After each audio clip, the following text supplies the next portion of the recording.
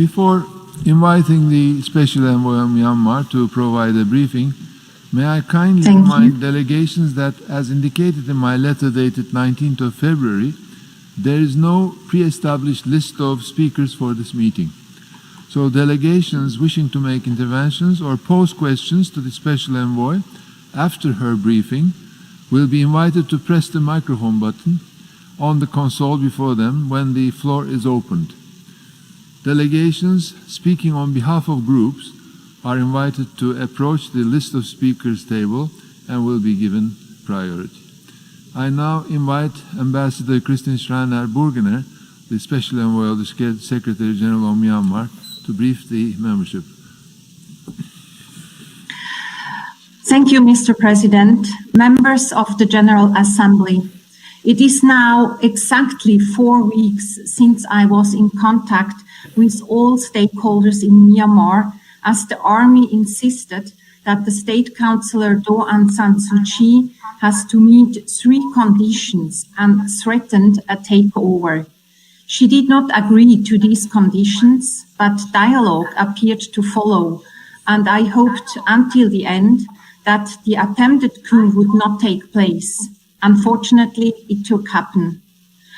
I told you in 2019 that I would sound the alarm if necessary. This is now the case. I'm ringing the alarm bells.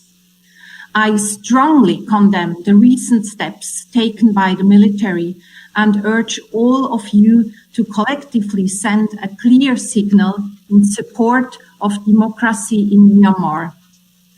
At this moment, democratic processes have been pushed aside, and elected leaders, including the State Councillor Aung San Suu Kyi and President of the Union Republic, remain detained. I have warned many times that as we support Myanmar's transition, the urgency in helping lay the foundations of a pluralistic democracy should be balanced with due consideration for the various complex domestic challenges the civilian leadership faces. I have tried again and again to explain the complex situation, namely that the army holds the real power. 3 ministries control over the military. 25% of parliamentary seats were reserved for the army under the military drafted difference to try to justify an attempted coup. I say attempted, since the takeover has not stabilized. It would appear to be roundly rejected by the people. It is important the international community does not lend legitimacy or recognition to this regime. I also say coup because the military takeover and declaration of the state of emergency was a clear violation of the Constitution, regardless of what they claim. Meanwhile, democratically elected representatives were able to be sworn in according to the Constitution on 4th February and have formed the committee representing Pyadongu Lotua, the CRPH. These parliamentarians have courageously sought to uphold their obligations to serve the people who voted for them, and it is important they are given a platform. Mr. President, as I briefed the Security Council on 2nd February, the genuine will of the people of Myanmar must be upheld. The result of the election of November 2020 was clear, with 82% of the voters for the NLD. There is no justification for the military's actions, and we must continue to call for the reversal of this impermissible situation, exhausting all collective and bilateral channels to restore Myanmar's path on democratic reforms. Despite attempts by the military and its appointed officials to justify its ongoing violations, including the killing of peaceful protesters and the continued detention of political leaders, civil servants, and others, let us be clear There can be no business as usual under the current circumstances. Before this crisis, Myanmar was opening up, including economically, following decades of military rule. It had become interconnected to the global economy, supply chain, investment, and banking. This brought with it not only the potential for national prosperity, but a sense among the people of Myanmar that positive opportunities long denied to them could follow. Going back to isolation will bring economic and political pains the people do not deserve. Mr. President, the Secretary General has called on Myanmar's military and police to ensure the right of peaceful assembly is fully respected and demonstrators are not subjected to reprisals. According to the NGO Assistance Association for Political Prisoners, around 700 individuals have been detained, mainly arbitrarily and without charges, trials, and legal representation, and families are not able to locate or contact them. Equally concerning are the restrictions on internet and communication services. They must not be disrupted to ensure the right to freedom of expression, which includes access to information. Ongoing violence, intimidation, and harassment by security personnel and deliberate acts to create insecurity and instability, as well as the enactment of draconian laws which deprive people of their basic human rights, are egregious. Some of them are also in violation of their own constitution. We should not forget that most of the civil servants hired by the NLD government are still in office. Many have been intimidated and harassed, forced to change sides. This also affects Myanmar's embassies around the world. The ethnic armed groups who are signatories to the historic 2015 nationwide ceasefire agreement collectively announced to suspend dialogue with the military. This is remarkable and reflects the major setbacks the current situation has created. The military's decision to release around 23,000 prisoners, among them those associated with political murders and divisive figures who have incited communal tension, is regretful. Weaponizing such individuals to cause unrest and fear is gross betrayal to the people the military has sworn to protect. No leader with the greater national interest genuinely in mind would create this level of chaos during a pandemic, which requires an effective, inclusive response. An important opportunity to build unity across the country in the fight against COVID-19 has been lost and is a great danger for the people in Myanmar, but also for the region. Mr. President, let me give some remarks on human rights of Rohingya Muslims and other minorities. The United Nations system will continue to stand with the people of Myanmar, and I appreciate the Security Council's call for safe and unimpeded humanitarian access to all people in need. Humanitarian need in Myanmar remains acute, with more than 1 million people in need, with many of those living in areas currently or previously subject to conflict with the military. For the 126,000 Rohingya who remain confined in IDP camps in Rakhine, there must be genuine progress to provide them freedom of movement and durable solution to return to their homes. We must act, and we must ask, how can we rely on a military regime when the very same led the security operations leading to the human rights violations and forced displacement of Rohingya people and others from their homes?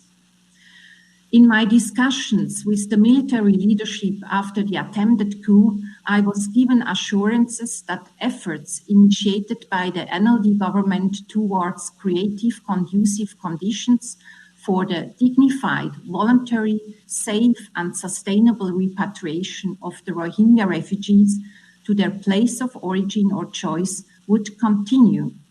However, recent reports state that the military will launch investigations into the work of Advisory Commission on Rakhine State initiated by Kofi Annan and take action against those who acted, I quote, in the self-interest of an individual without taking national interests into consideration, end of quote. This is deeply concerning. The same has been announced for the activities of the Independent Commission of Inquiry, ICOE. So all who worked to protect Rohingyas and were in favor of accountability are now under threat.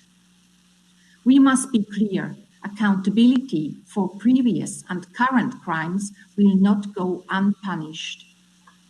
Mr. President, we have a collective responsibility.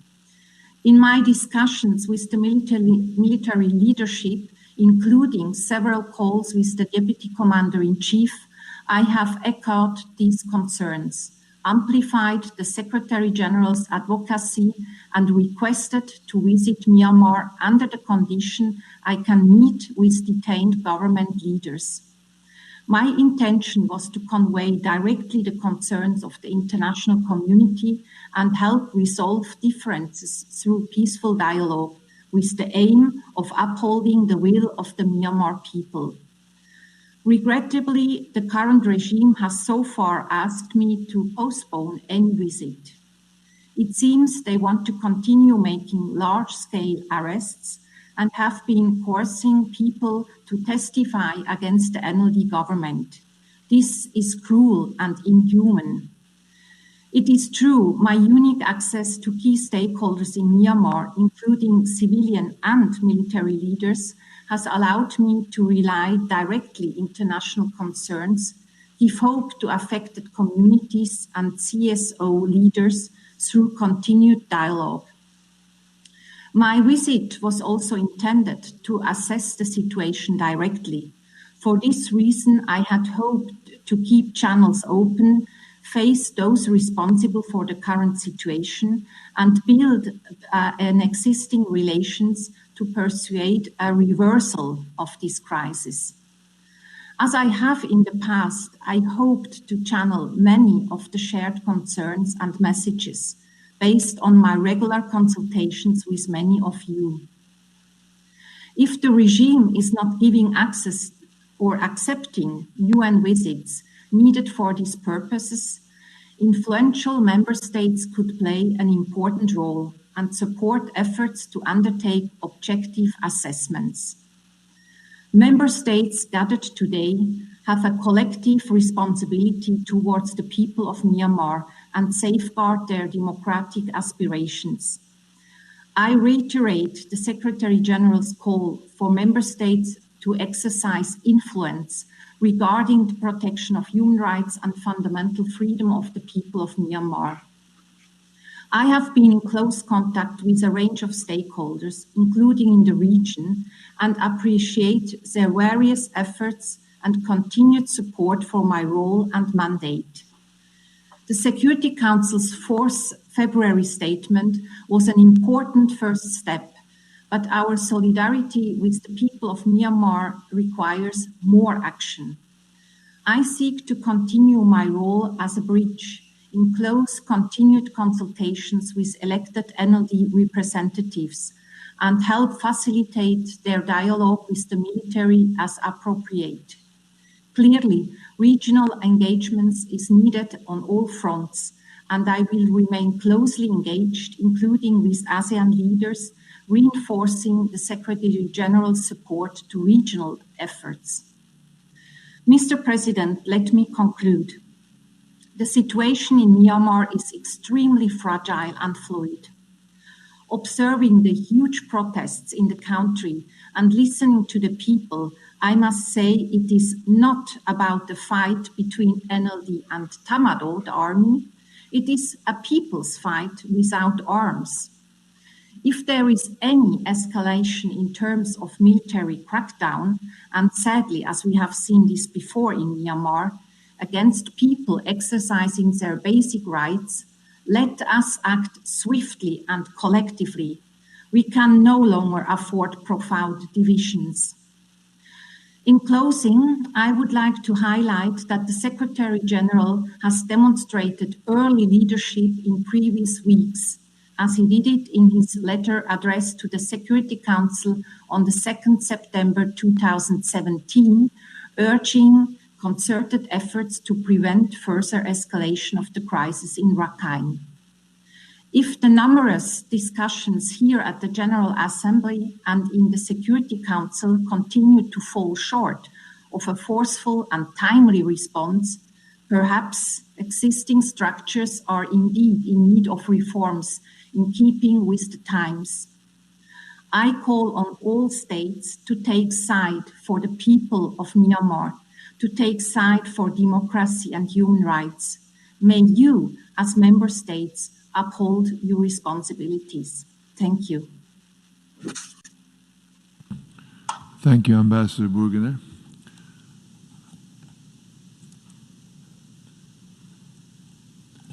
I now open the floor for a first round of comments and questions. As mentioned earlier, there is no established list of speakers. Delegations wishing to take the floor are invited to press the microphone button. Delegations speaking on behalf of groups are invited to approach the list of speakers table and will be given priority. In order to hear as many speakers as possible within the limited time available for this meeting, may I request delegations to make their interventions concise and not longer than 5 minutes for delegations speaking on behalf of a group of states and 3 minutes for statements by individual member states. I thank you for your cooperation. I now give the floor to the distinguished representative of Myanmar.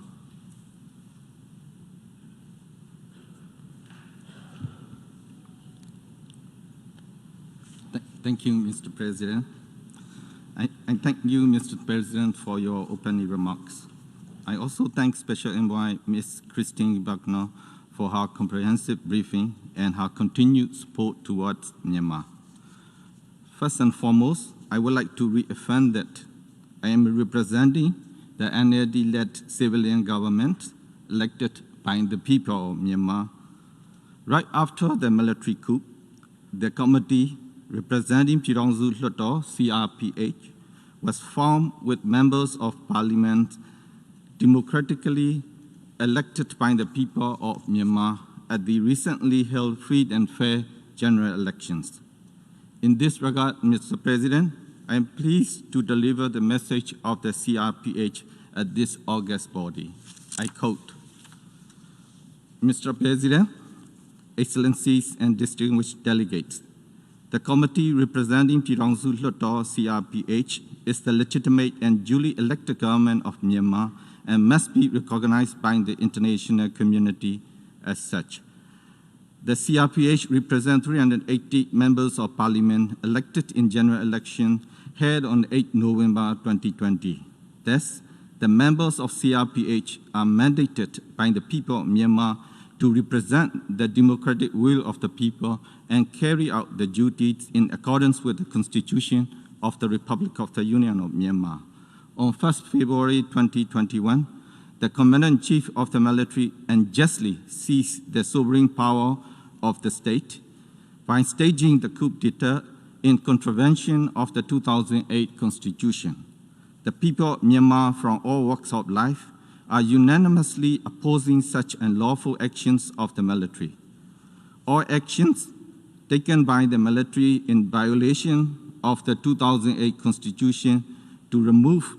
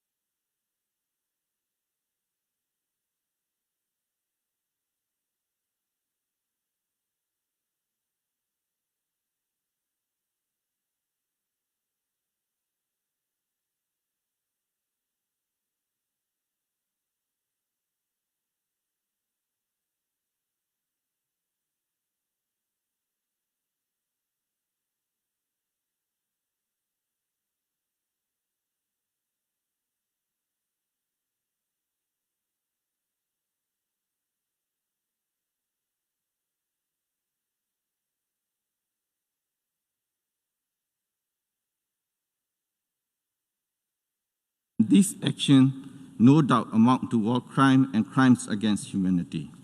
At the same time, the military never refrains from using violence against the people who are protesting the illegitimate military regime on the streets.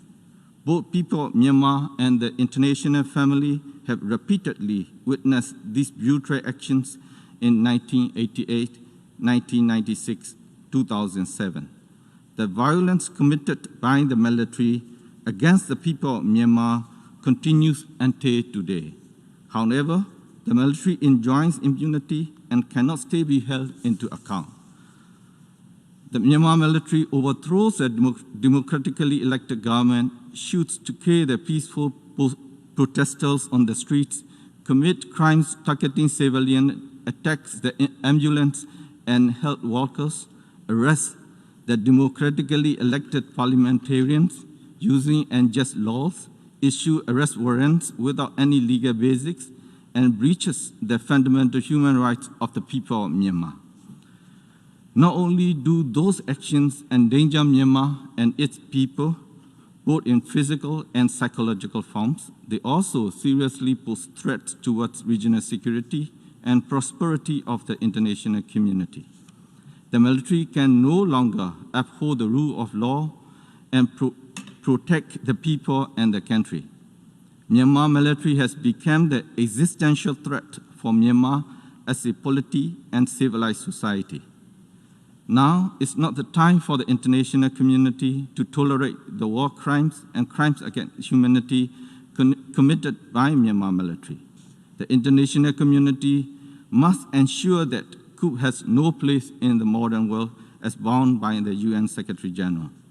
In that regard, we, the committee representing Chirongsu Hluttaw, CRPH, duly urge the United Nations Security Council, and international community that aspire to build peaceful and civilized global society to use any means necessary to take action against the Myanmar military and to provide safety and security for the people of Myanmar. End quote. Mr. President, as the democracy in Myanmar is at the nascent stage, the free and fair general elections successfully held on 8 November 2020 in Myanmar is indeed a significant milestone in our history. It was set by the people. The people of Myanmar has shown their eagerness and attachment to democracy through their ballots at the elections. They had also demonstrated their desire to build a nation where all the democratic values can be flourish, a place where each and every peace-loving individual can play a role in that nation building. The landslide victory of the National League for Democracy at the general elections clearly manifests that the people of Myanmar are solidly united behind State Councillor Dr.SaSa to overcome any obstacle in our journey to a peaceful and prosperous society where democratic values will become a norm. Mr. President, completely ignoring the people's desire, the Tatmadaw staged a coup on 1st February 2021. That was the day that the new parliament supposed to convene its first meeting. The military detained State Councillor Dr. Aung San Suu Kyi, President U Win Myint, and other political leaders and civil activists. Since then, people from all strata of life have come out on the streets all over the country and expressed their disappointment with the military coup, as well as demanded the immediate release of all detainees and return of the state power to the people through the elected government. The people of Myanmar are resolute for achieving the demands. I agree with the Secretary General that the military is not acceptable. The military coup is not acceptable in this modern world, and the coup must fail. The people of Myanmar are resilient, perseverant, and united in fighting for the end of military coup. Immediate release of all unlawful detainees, return of the state power to the people, and restoration of democracy in Myanmar. It is attested to by the ongoing persistent protests throughout the nation since the military coup. It is crystal clear that we all do not want to go back to the system we used to be in before. Here, I wish to recall the words of Dr. SaSa said in her inspiring book, Freedom from Fear. I quote, "Within a system which denies the existence of basic human rights, fear tends to be the order of the day," end quote. Mr. President, at this important juncture, the continued and strong support from the international community is imperative for the people of Myanmar in our fight against the military regime.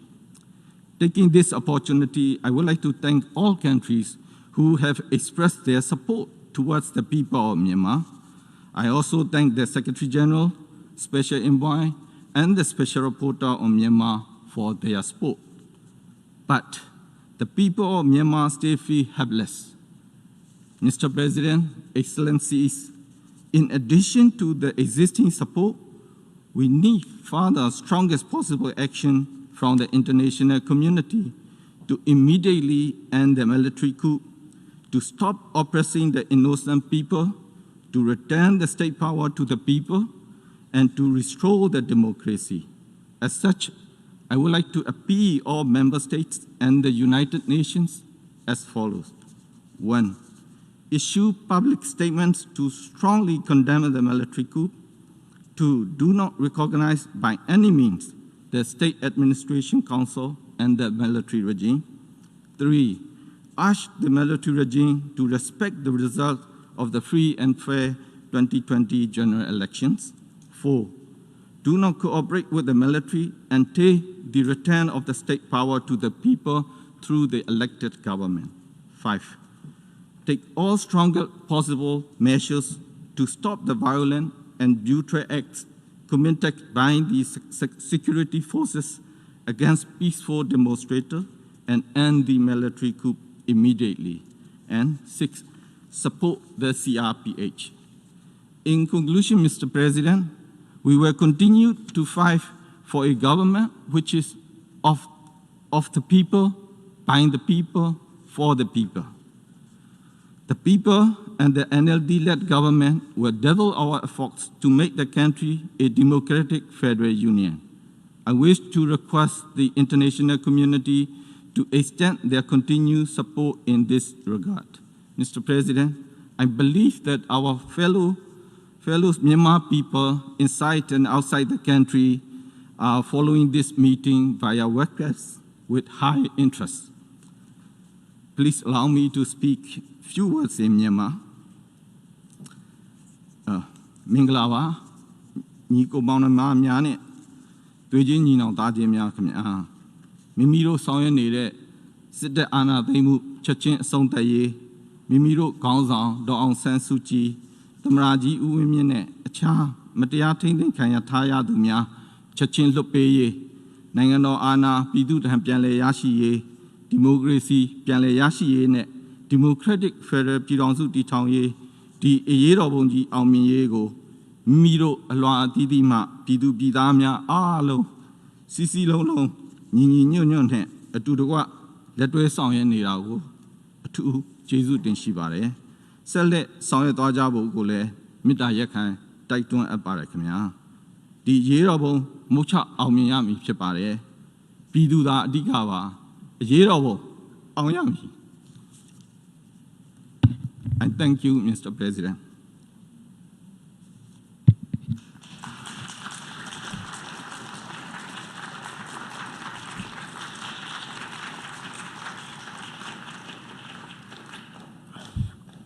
I thank the distinguished representative of Myanmar.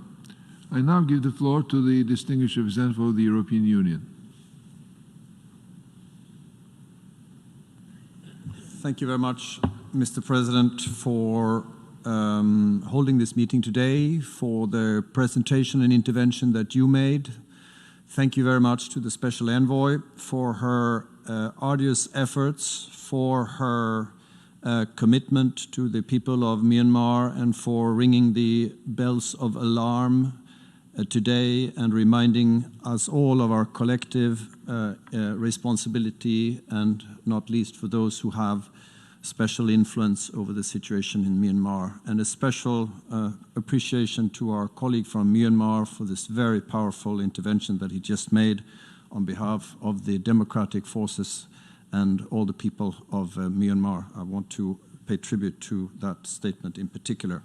Mr. President, I have the honor to speak on behalf of the European Union and its member states and the candidate countries Turkey, the Republic of North Macedonia, Montenegro, Serbia and Albania, the country of the Stabilization and Association Process and potential candidate Bosnia and Herzegovina, as well as Ukraine and the Republic of Moldova, align themselves with this statement, and so does Monaco and San Marino.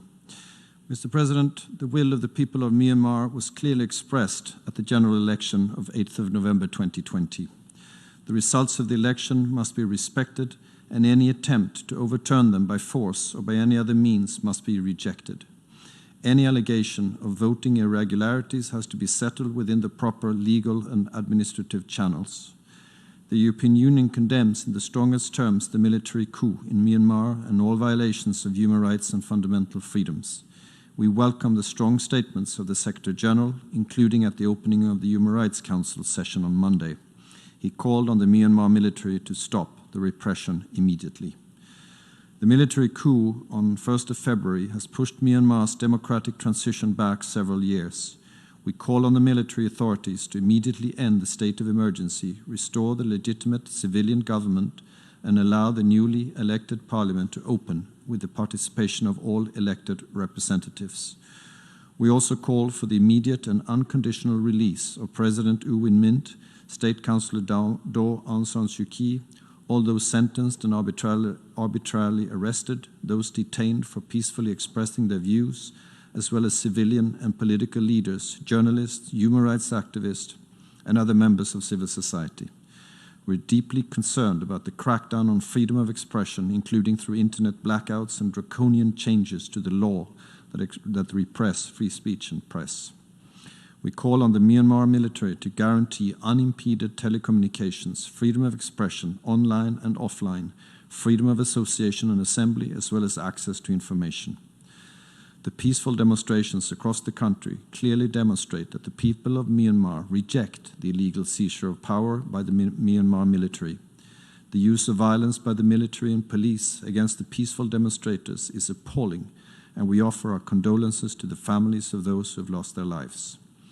Military authorities and security forces must refrain from all violence against peaceful demonstrators, end the systematic targeting of members of the civil society, including human rights defenders, demonstrators, doctors and journalists, exercise utmost restraint and swiftly bring those responsible for the violence to justice.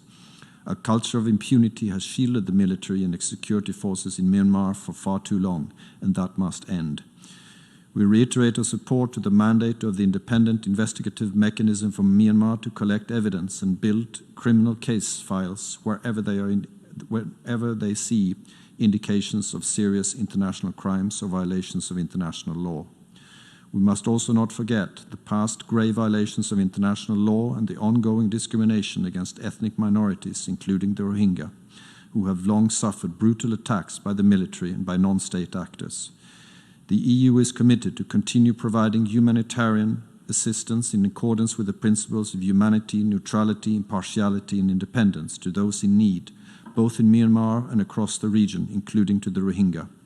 We call upon all parties, including the military authorities, to facilitate free, safe, and unhindered access of humanitarian and medical organizations and workers to all people in need. We stand ready to step up our humanitarian assistance. The European Commission just announced 39 million euros of humanitarian aid for affected communities in Bangladesh and in Myanmar. We recall that Myanmar must address the root causes of conflict, especially in Rakhine State, and create conditions necessary for the safe, voluntary, sustainable, and dignified return of refugees and displaced persons. This also includes ensuring adequate assistance, including health services and education, access to justice to survivors of sexual and gender-based violence. Mr. President, the European Union and its member states strongly support Myanmar's civilian and democratic transition, as well as its peace process and national reconciliation and inclusive socio-economic development. We will continue to work with all those willing to support Myanmar's path towards democracy, the rule of law and human rights, including freedom of assembly, association, expression, and access to information. We stress the importance of the Security Council's active attention to the situation in Myanmar, and we support all initiatives to facilitate dialogue that would lead to the de-escalation and a political solution. And we call on the international community and main regional actors and organizations, especially ASEAN, to work towards this end. In this spirit, the EU called together with the UK a special session of the Human Rights Council on February 12, which confirmed the deep concern of the international community about the human rights violations in Myanmar. The EU will also present a resolution at the ongoing 46th session of the Human Rights Council, demanding to strengthen the UN mandates in order to ensure the accountability for those responsible for human rights violations. We call on Myanmar to fully implement the provisional measures following the International Court of Justice's order in the case lodged by the Gambia against Myanmar on the application of the Genocide Convention, as is compulsory under international law. The EU also takes note of the International Criminal Court's authorization of the prosecutor to investigate alleged crimes within the court's jurisdiction. We fully support the efforts of the UN Special Envoy Bergener to create space for dialogue and facilitate the escalation of the crisis. We urge the military authorities to allow you prompt and unimpeded entry into the country and ensure you access to all stakeholders, including President U Win Mint and Aung San Suu Kyi. The EU is preparing targeted sanctions against those responsible for the coup if efforts for a dialogue solution fail, while avoiding measures which could adversely affect the people of Myanmar, especially the most vulnerable. We will keep all other policy options under review in order to ensure that the legitimate civilian authorities are restored and that Myanmar is brought back onto a path towards democracy. I thank you, Mr. President. I thank the distinguished representative of the European Union. I now give the floor to the distinguished representative of Sweden on behalf of the group of Nordic countries.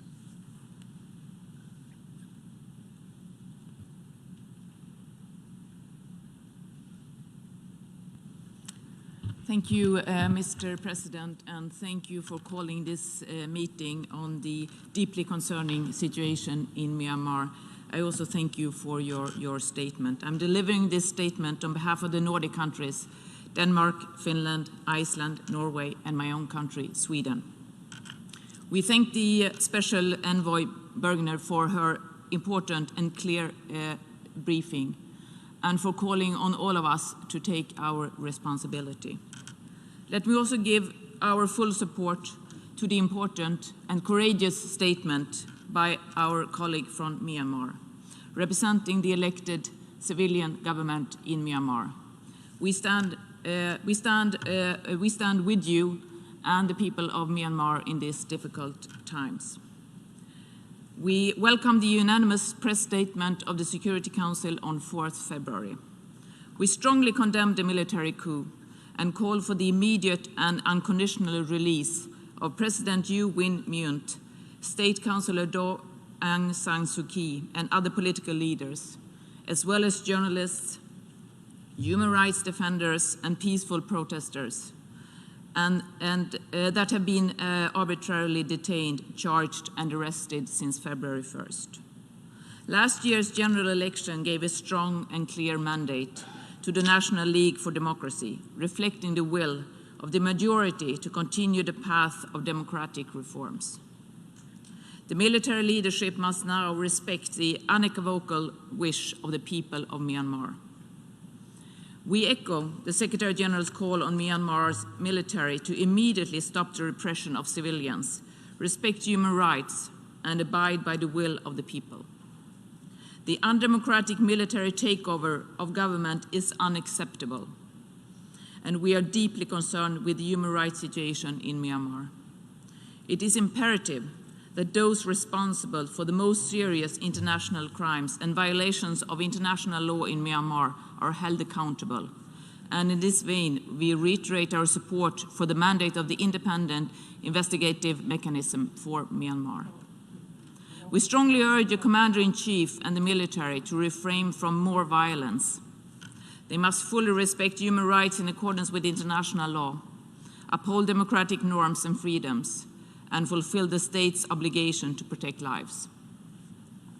We urge the military to end restrictions and shutdown of internet and other telecom services.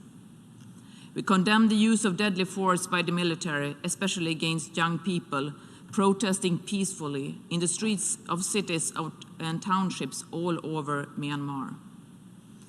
Images from all over Myanmar show how grassroots actors, particularly women, continue to step up to demand human rights and peace, despite the increased hardship and risk of violence. Youth are also notably at the forefront. The international community must listen to and support these voices that fight for democracy and demand that they are heard. The military coup is placing the peace process with the ethnic armed organization at risk. Recently, the 10 ethnic groups that have signed the national-wide ceasefire agreement issued a powerful joint statement condemning the coup and called for immediate release of the political prisoners, including the reinstatement of State Councillor Aung San Suu Kyi. As a result of the coup, we are deeply concerned that the achievements for national reconciliation and future peace made over the past years will be lost. Mr. President, we call for the military to ensure unrestricted humanitarian access to conflict areas and vulnerable populations, including in Rakhine State, where the humanitarian situation is particularly severe. Furthermore, the authorities in Myanmar have the responsibility to create the conditions on the ground that will make it possible for the Rohingya refugees and other displaced populations to return to Myanmar. We will continue to emphasize the importance of ensuring their safe, voluntary, dignified, and sustainable return in accordance with international standards. Mr. President, the Nordic countries continue to work for and support the people of Myanmar on their journey to democratic transition. The illegitimate military takeover has already changed the conditions for the Nordic countries' development assistance in Myanmar, and several large development programs have been put on hold. We give our full support also to the international actors and efforts that aim to encourage and find a way for Myanmar to return to the path of democracy. In closing, we want to highlight the importance of the visit of the Special Envoy to Myanmar and strongly urge the military to extend an invitation to her to visit Myanmar as soon as possible and to allow the Special Envoy access to consult with all parties, including the civilian government and the State Council Aung San Suu Kyi. We welcome that the Secretary General continues to make his good offices available to Myanmar. Special Envoy Burgener, please be assured that you have our continued full support. I thank you. Representative of Sweden. I now give the floor to the distinguished representative of Saudi Arabia on behalf of the Organization of the Islamic Conference.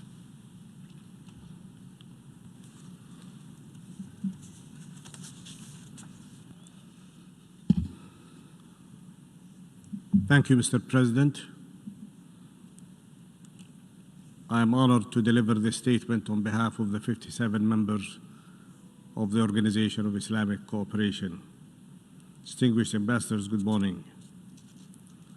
At the outset, allow me to thank the President of the General Assembly for organizing this timely meeting and for the comprehensive statement you delivered this morning, Mr. President. Moreover, I thank Ms. Christine Schreiner-Bergner, the Special Envoy on Myanmar, for her comprehensive and clear briefing. And I also pay tribute to our colleague from Myanmar for his courageous statement and strong stand on behalf of the people of Myanmar. Members of the Organization of Islamic Cooperation closely follow the events and current developments in Myanmar. We express our concern on the ongoing tragic events that might impede the process of safe and sustained repatriation of the Rohingya Muslims, and we request Myanmar to adhere to international obligations in this regard. Indeed, the current situation in Myanmar has made an already dire situation for Rohingya refugees even worse. Now prospects are even less likely for hundreds of thousands to return promptly and safely to Myanmar from the sprawling camps outside the country and inside the country. We urge the acceleration of the full implementation of the recommendations of the Advisory Commission on Rakhine State and to address the root causes of the crisis as well as other United Nations outcomes, including the verdict issued by the International Court of Justice in the case brought up by the Gambia on behalf of the Organization of Islamic Cooperation. We request Myanmar to uphold its responsibility towards its own people and particularly towards the Rohingya Muslim minority, and immediately end all violence and all violations of international law. We also request taking all necessary measures to provide justice to victims and to end impunity for all violations and abuses of international humanitarian law, starting with a full, transparent, and independent investigation into reports of all of these violations. In this regard, we call upon Myanmar to cooperate with ongoing international accountability mechanisms and with the Special Envoy and allow her free access to meet with the leaders of Myanmar who have been detained, as well as with the leaders of the Rakhine community, the Rohingya community in the Rakhines. We reiterate further our firm position in support of the Muslim Rohingya people, and we call for ensuring their safety and security and recognizing their fundamental rights, including the right to full citizenship and the creation of conditions conducive to the voluntary, safe, dignified, and sustainable return of all Rohingya refugees and IDPs. In conclusion, the OIC members welcome the international community's efforts, the United Nations, ASEAN, and the government of Bangladesh in finding a solution to the refugee crisis, and reiterate their call to Myanmar to guarantee their safe return to their homeland in dignity and peace, and grant them their full citizenship rights, and to ensure the nonviolent handling of the activity of the events in Myanmar and protect the safety and well-being of all the people of Myanmar. Thank you, Mr. President. I thank the distinguished representative of Saudi Arabia.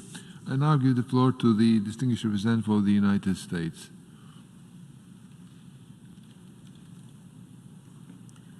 Mr. President, thank you for convening the membership here today, and thank you, Madam Special Envoy, for your briefing. It is an honor for me to be addressing the General Assembly for the first time, and it is fitting that this is such an important topic. Let me be clear from the outset. The United States continues to strongly condemn the military coup in Myanmar, and we condemn the security forces' brutal killing of unarmed people. And I would, like others, like to welcome and commend the courageous and brave statement made by the Myanmar Perm Rep here this morning. Like the Perm Rep, the people of Myanmar are making their voices heard. Doctors and civil servants, grocery store cashiers and milk tea servers, delivery drivers, oil rig operators, and artists. They are marching in the streets. They are raising red balloons and banging pots and pans, and they are demanding their democracy back. We stand in solidarity with them. We stand with the millions of people in Myanmar who have displayed courage and determination to reject this military coup. We stand with them as they call for a return to peace, democratic governance, and rule of law. The military has tried to silence those calls with social media and internet blackouts, but we still hear the people of Myanmar loud and clear. As President Biden said, The United States has and will continue to take actions in close coordination with allies and partners. We will show the military that their actions have consequences. Violence against those exercising their human rights and fundamental freedoms is unacceptable.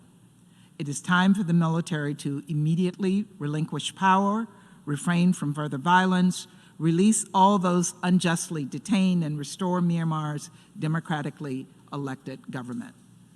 And it is time to provide unhindered humanitarian access so that life-saving humanitarian assistance reaches all the people in need. For our part, the United States will continue to provide life-saving humanitarian assistance, including to Rohingya and other vulnerable populations in Chin, Kachin, Rakhine, and Shan states. We will also continue working to maintain and improve the health of the people of Myanmar, including combating COVID-19. And we will strengthen the ability of civil society to guard democratic space, support independent media, and promote peace and reconciliation. And we ask that together the whole world speaks with one voice and condemn the military's detention of State Councilor Aung San Suu Kyi, President Win Myint, and hundreds of other civilian officials and human rights defenders. We must all call for their immediate release. We must all condemn attacks on journalists, activists, and peaceful protesters. And we must all condemn the military's restrictions on freedom of expression, including freedom to seek, receive, and impart information. We urge every member state here today to use any channel available to tell the Myanmar military that violence against the people of Myanmar will not be tolerated. Together, we all show the people of Myanmar that the world is watching. We hear them, and we stand with them. Thank you. I thank the distinguished representative of the United States, and it is the first participant to the meeting. I would like to welcome you on behalf of the General Assembly as the representative of the host country. I now give the floor to the distinguished representative of Bangladesh.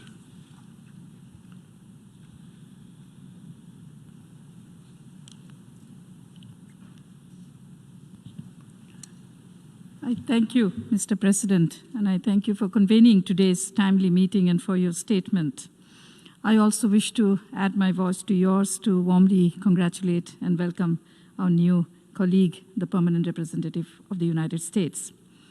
My delegation aligns itself with the statement, Mr. President, delivered by the permanent representative of Saudi Arabia on behalf of OIC.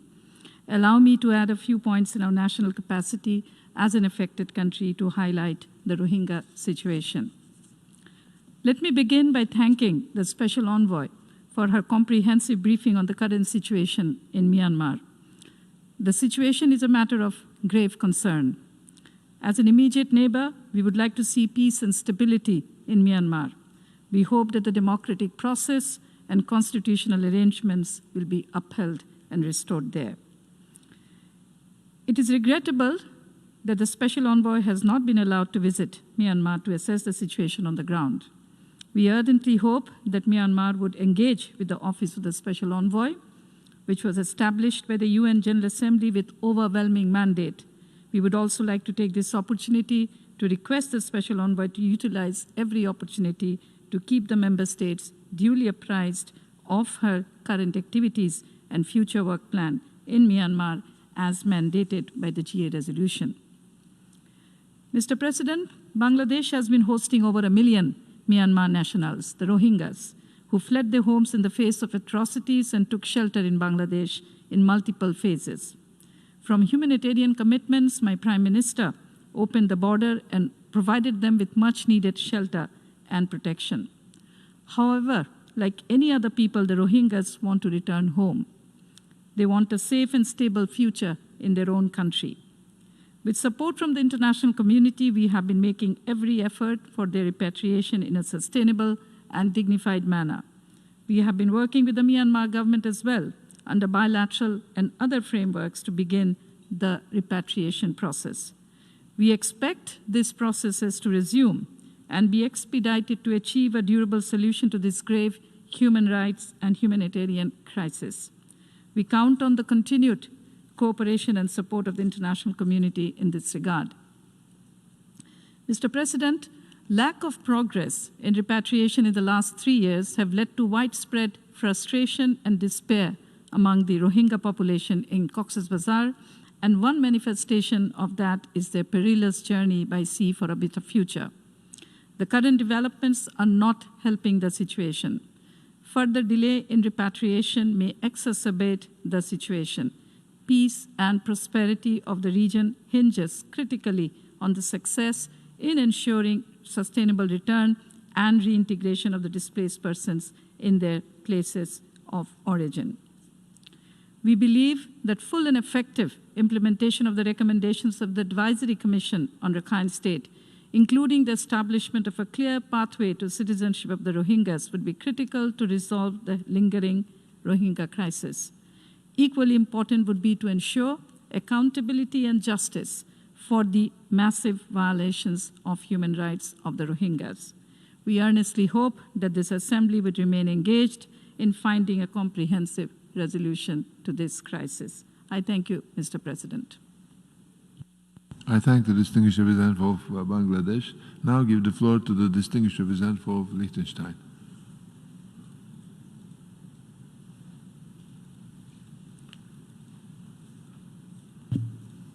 Thank you very much, Mr. President. I thank you for organizing this briefing of the Special Envoy in response to the letter we jointly sent with other member states on the basis of the mandate that this Assembly has adopted less than 2 months ago.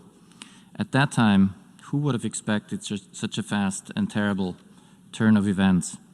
A military coup trampling the rights of the people of Myanmar, disrupting the transition to democratic order, violently oppressing peaceful dissent, and serving the narrow interests of a detached and unaccountable military with a decades-long record of violence and mismanagement. The report of the Special Envoy is extremely concerning and puts the international community to the test. We are grateful for the clear words that the Secretary General himself has found to condemn this coup, demanding an immediate end to the repression. From all corners of the world, those words resonate in similar strong reactions. States from the region and Myanmar's fellow ASEAN members have the most impactful voice, as reflected also in the Security Council statement. We look at them to stand in support of the people of Myanmar and stability in the region. Mr. President, we must all listen to the loud and clear voice of the people of Myanmar themselves, as we have witnessed earlier today in the courageous statement of our colleague from Myanmar. Support their bravery and their resilience against violent oppression and against the attempt to send them back to the dark times. They represent the values that the United Nations is built on, and we have a collective responsibility to stand up for them. We call on the authorities to exercise maximum restraint, refrain from further violence, release all political prisoners, and to stand down to allow for a process of restoring democracy. At the same time, the international community must ensure that arms transfers into Myanmar are stopped without delay in light of the evident disposition of the authorities to use weapons against civilians in blatant violation of international law. The Security Council has the primary responsibility in this respect. We also call on the authorities to facilitate the visit of the Special Envoy without further delay. This Assembly has a duty to remain seized of the situation, including on the question of arms transfers, and to act in light of the situation on the ground and the ability of the Security Council to take effective action itself. Mr. President, this is a political and a security crisis, but its immediate consequences are felt by the people of Myanmar as a violation of their fundamental rights and freedoms, as excessive violence by police and military, denial of freedom of expression or association, of political participation, and of accountability. Some of the same forces responsible for mass atrocities against the Rohingya and other minorities now engage in oppression of peaceful protesters who claim that the Myanmar Constitution guarantees to them. The climate of systematic impunity for the gravest crimes committed in Myanmar in recent history has been the breeding ground for more violence, contributing to lowering inhibitions where the deterrence of the full effect of the law would be needed. It is not too late for the Security Council to do the right thing and to refer the situation in Myanmar in its entirety to the International Criminal Court. At the same time, the independent investigative mechanism for Myanmar does important work. International crimes, including crimes against humanity, fall under the mechanism's mandate also if committed today. For those crimes, there is no expiration date. When Myanmar returns to democracy and to the rule of law, as it will, its future can be based on justice. We look forward to the General Assembly following up to the briefing today in short time and with a concrete outcome if needed. The people of Myanmar deserve the full support of the international community in their struggle for freedom. I thank you, Mr. President. I thank the distinguished representative of Liechtenstein. I now give the floor to the distinguished representative of Brunei Darussalam.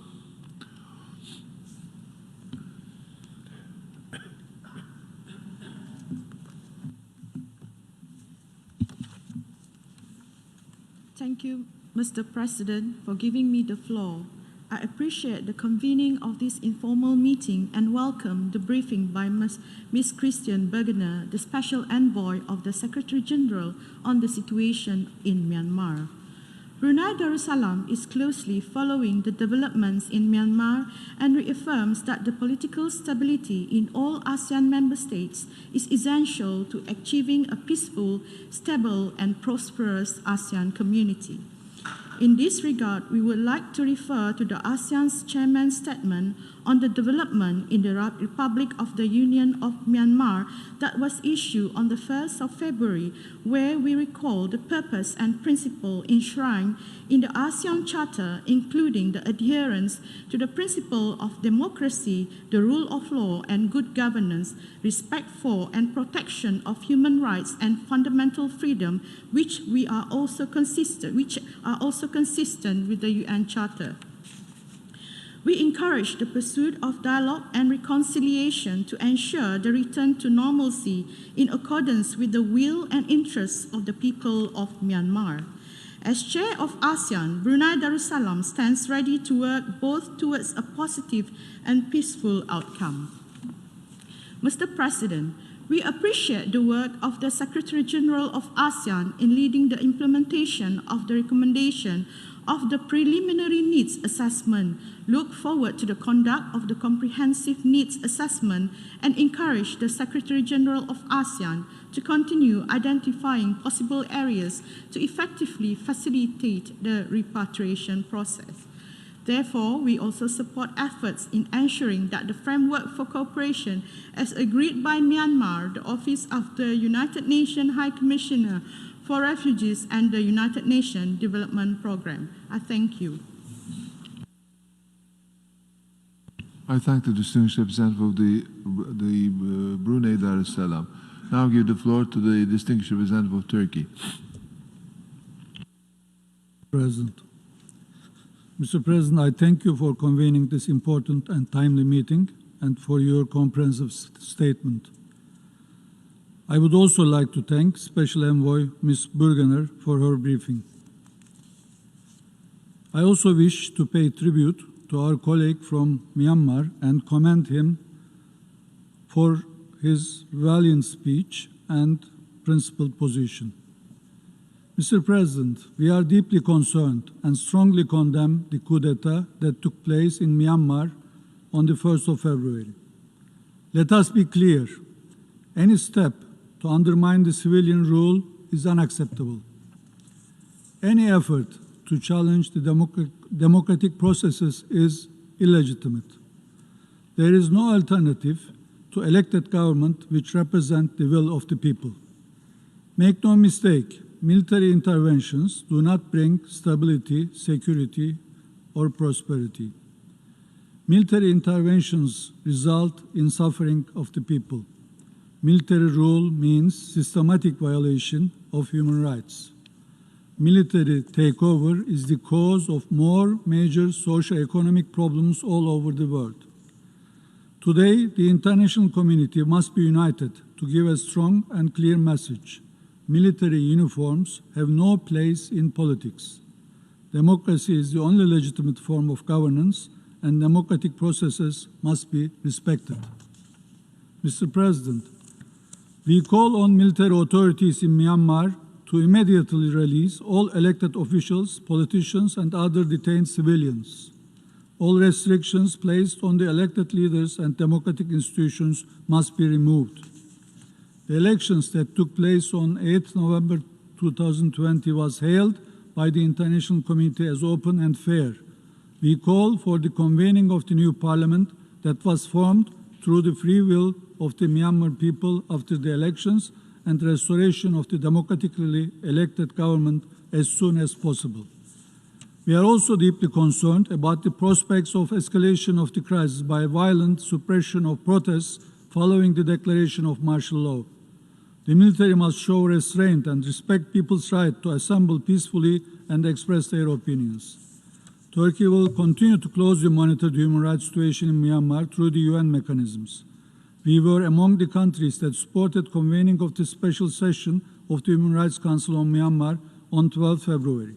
We have also co-sponsored the resolution adopted by consensus at that session. Mr. President, the military intervention also risks worsening the already dire humanitarian situation and the vulnerability of refugees and internally displaced persons. I would like particularly underline the ongoing plight of Rohingya Muslims in the country. We urge the Myanmar military to ensure free and unhindered humanitarian access to all conflict-affected areas and vulnerable communities. We are seriously concerned that the current developments also reduce the prospects for the voluntary, safe, and dignified return of Rohingya refugees. We expect Myanmar military to continue working with UN institutions towards creating conducive conditions for their return. We call on military authorities to fully implement the recommendations of Rakhine Advisory Commission and the Independent Commission of Inquiry to address the root causes of conflict and to ensure accountability for serious human rights violations in the country. We urge Myanmar to fully comply with the provisional measures ordered by the International Court of Justice in January 2020 as the first international court ruling against Myanmar since the atrocities have started. It's a strong ruling and has given hope to Rohingya Muslims around the world. We commend the remarkable and exemplary work of Gambia, who demonstrated the importance of human rights and dignity and has made it a national priority to fight for the Rohingya. Lastly, let me extend our support to the Secretary General's call to urgently allow the Special Envoy to visit Myanmar and assess the situation firsthand. Turkey will continue to follow the situation in Myanmar and to encourage the authorities to return to the democratic path as soon as possible. Thank you. I thank the distinguished representative of Turkey. I now give the floor to the distinguished representative of Indonesia.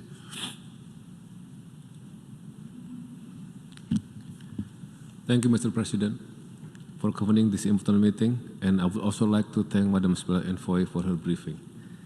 Indonesia appreciates and renders her full support to the works of the Special Envoy. To date, Minister Marsudi of Indonesia has maintained intensive communications and engagement with Madam Special Envoy. And just yesterday, Foreign Minister Marsudi also communicated with the UN Secretary General to discuss efforts to address the issue in Myanmar. The Secretary General expressed appreciation for Indonesia's tireless efforts to find solutions for the issue at hand. Excellencies, since the very beginning, Indonesia has expressed deep concerns on the recent development in Myanmar. All of us should play its role in addressing the issue.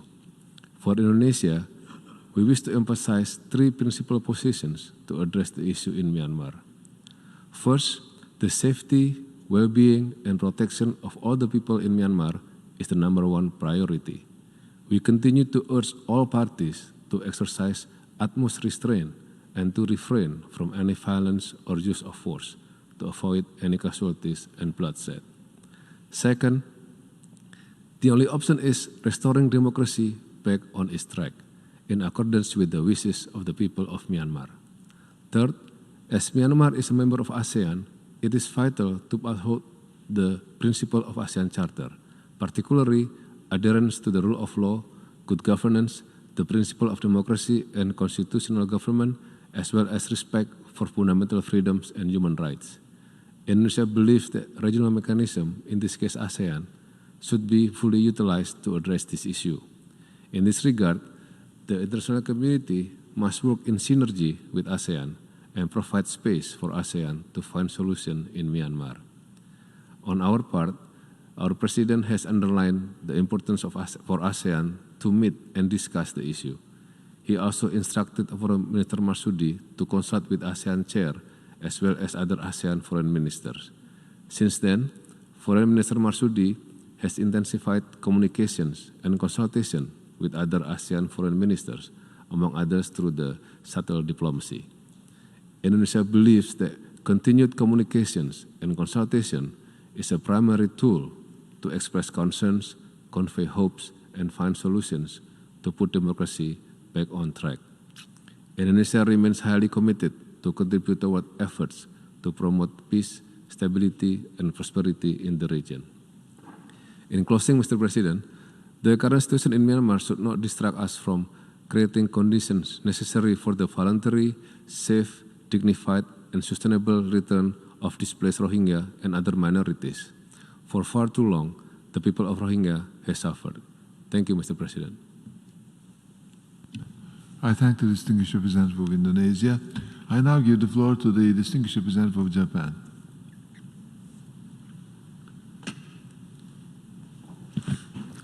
Well, thank you, Mr. President. I would like to start by thanking the Special Envoy of the Secretary General, Ms. Christine Bergner, for her briefing. Japan commends her tireless work to engage Myanmar and cooperate with the member states, especially in the region. And I would also like to highly commend the courageous message delivered by our colleague Pierre of Myanmar Key. We stand by the people of Myanmar. Japan has grave concerns over the situation caused by the military coup in Myanmar. Japan has consistently and strongly supported the process of democratization in Myanmar, and therefore we cannot help but to feel deep disappointment and sadness. Japan opposes any action which goes against the democratization process, and we strongly urge the Myanmar military to release those who were detained, including State Councillor Daw Aung San Suu Kyi, and to swiftly restore Myanmar's democratic political system. Japan is also seriously concerned about the rising tensions on the ground. In particular, Japan strongly condemns the shooting of protesters by the Myanmar security apparatus, and we would like to offer our condolences to the bereaved and express our heartfelt sympathies to the injured. Japan strongly urges the security apparatus to immediately halt the use of force against the public. Using lethal forces against peaceful protesters can never be tolerated. Furthermore, Japan is concerned about the negative impact of the current political and social unrest on people's lives, especially given the human security crisis caused by the COVID-19. We urge the Myanmar authorities to provide necessary protection for those people in need and secure access to the UN and other organizations engaged in humanitarian activities in the field. Lastly, while we should bear in mind the circumstances in Myanmar as we aim to address these concerns, the utmost priority should go to ensuring freedom from fear, freedom from want, and freedom to live in dignity to people in Myanmar. They are the ones to play the leading part in building a society where they can enjoy all their rights and fully develop their potential. Japan will continue to be engaged in this endeavor. Thank you very much. I thank the distinguished representative of Japan. I now give the floor to the distinguished representative of Albania.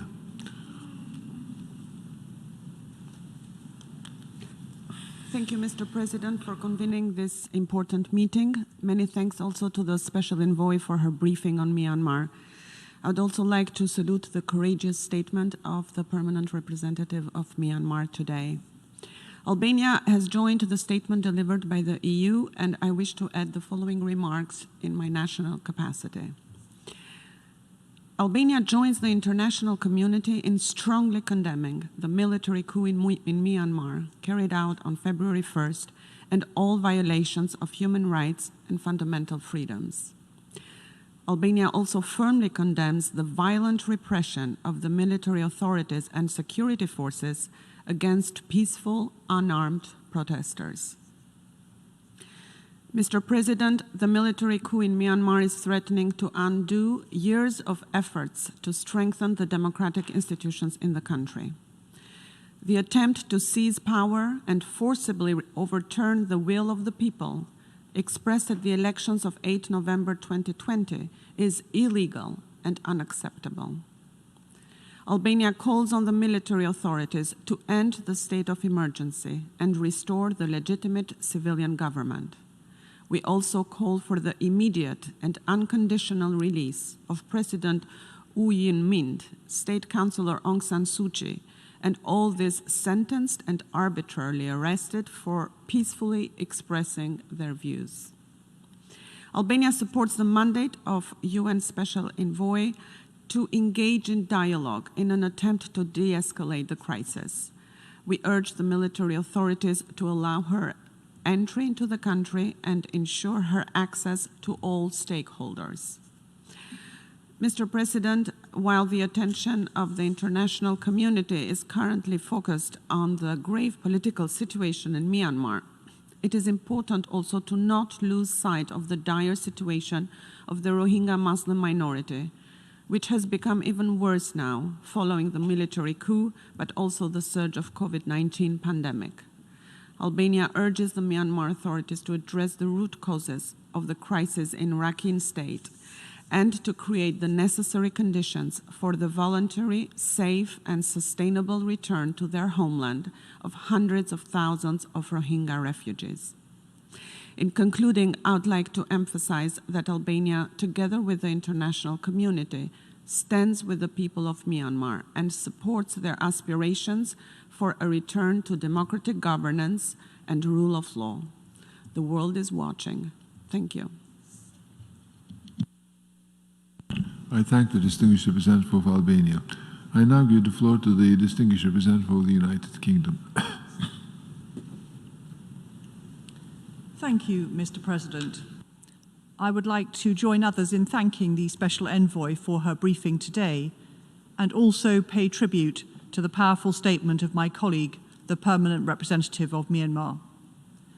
The United Kingdom condemns the military coup in Myanmar and the arbitrary detention of members of the democratically elected civilian government, including State Councillor Aung San Suu Kyi and President Win Myint and civil society. We call for those arbitrarily detained to be immediately and unconditionally released. We need assurances of their safety and well-being. We stand with the people of Myanmar, who are now bravely exercising their democratic right to protest this coup. Their wishes and the result of the November 2020 general election must be respected. The situation in Myanmar continues to deteriorate. Peaceful protests are suppressed, peaceful exercise of freedoms inhibited by restrictions. 3 protesters have died. We call on the military and the police to exercise utmost restraint and respect human rights and international law. Firing live ammunition on unarmed protesters must stop. 3 weeks have passed since Security Council members issued a robust, unified statement. Today's General Assembly discussion represents the grave concern of the whole international community for the people of Myanmar and for the country's peaceful and democratic future. Mr. President, I wish to make 3 points. First, the international community and the United Nations has a vital role to play. we express our strong support for the continued efforts of the Special Envoy on Myanmar to secure a peaceful return of Myanmar to its path towards democracy. We call on the military authorities urgently to allow the Special Envoy to visit Myanmar and assess the situation firsthand. Regional partners in particular have a critical role to play, and it's important that the UN engages with the Association of Southeast Asian Nations and others in progressing any solution. We welcome the ASEAN Chair's statement of the 1st of February and ASEAN's ongoing efforts. Second, the military should face the consequences of their actions. As such, the United Kingdom has sanctioned 19 individuals in the upper echelons of the Tatmadaw, each responsible for serious human rights violations. We urge others urgently to explore the possibility of sanctions to deter further atrocities and encourage the reinstatement of democracy. The UK has also conducted a review of our aid to Myanmar to ensure that money does not support the military.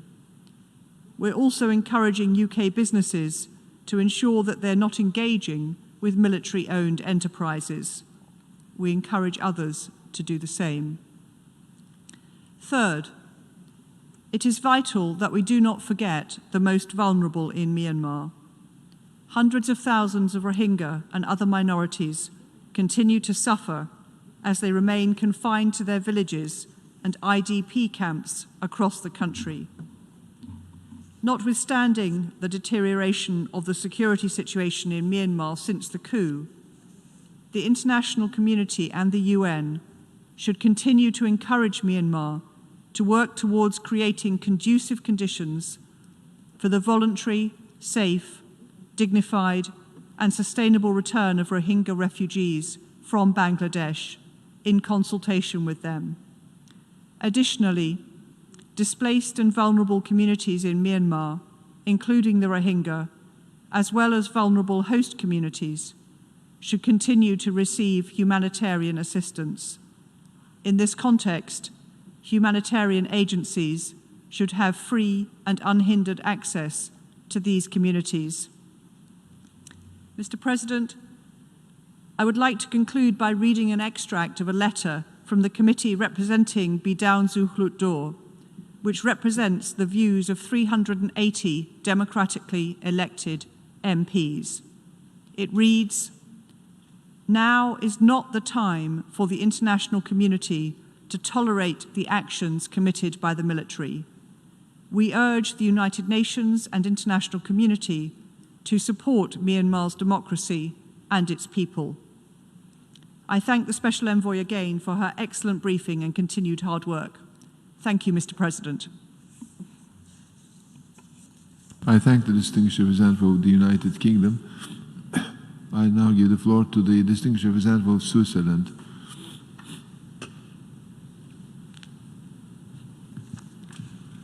Mr. President, let me start by thanking the UN Special Envoy, the Secretary General, Her Excellency Christine Schraner, for her comprehensive briefing and her readiness to be with us today. It is crucial to exchange about the situation, the current situation in Myanmar, and we would like to thank you for organizing that briefing. And I would also like to thank the representative of Myanmar, our colleague, for his very courageous statement. Switzerland is gravely concerned by the situation in Myanmar, and we condemn the taking of power by the Burmese army. My country opposes all attempts of alteration of the results of the general elections of 8 November 2020. Switzerland asks for the immediate release of President U Win Mint and Her Excellency Aung San Suu Kyi, as much as all persons who have been arrested. My country has actively supported the democratic transition. We ask for an immediate restart of dialogue and democratic process towards more freedom, sustainable peace, respect for human rights, and the development of the country. Switzerland stands ready to support all efforts for dialogue and reconciliation. We ask the military authorities to respect international law, in particular international humanitarian law and human rights, and we strongly ask to refrain from all acts of violence against the population, in particular against peaceful protesters. We request the military authorities to respect all fundamental rights, in particular freedom to assembly, to express opinions and exchange information, and we expect that they guarantee complete and immediate access to the internet. It is crucial that humanitarian organizations have access to the entire country, and it is crucial that the Rohingya refugees can return on the basis of international standards. Switzerland asks for accountability for all violations of international law. They have to be investigated by a credible, transparent, and independent and impartial investigation. All efforts have to be strengthened, and we asked also the authorities to collaborate with the independent mechanism of investigation. And allow me also to underline our strong support for our Special Envoy of the Secretary General for Myanmar and her important work in this country. My country appreciates that the Special Envoy has good relation and trust with all different parties concerned in Myanmar, but also beyond the borders. Her relations are the basis of dialogue to find peaceful solutions for this crisis. And we therefore ask the military authorities to invite her to Myanmar as soon as possible and to make it possible that she can meet also Commander-in-Chief General Min Aung Hlaing and Her Excellency Aung San Suu Kyi. And let me finish by a quote of our Special Envoy. I quote, "It's a people's fight without arms," unquote. So, dear colleagues, let's stand by the people. I thank you. I thank the distinguished representative of Switzerland, and now I give the floor to the distinguished representative of Vietnam.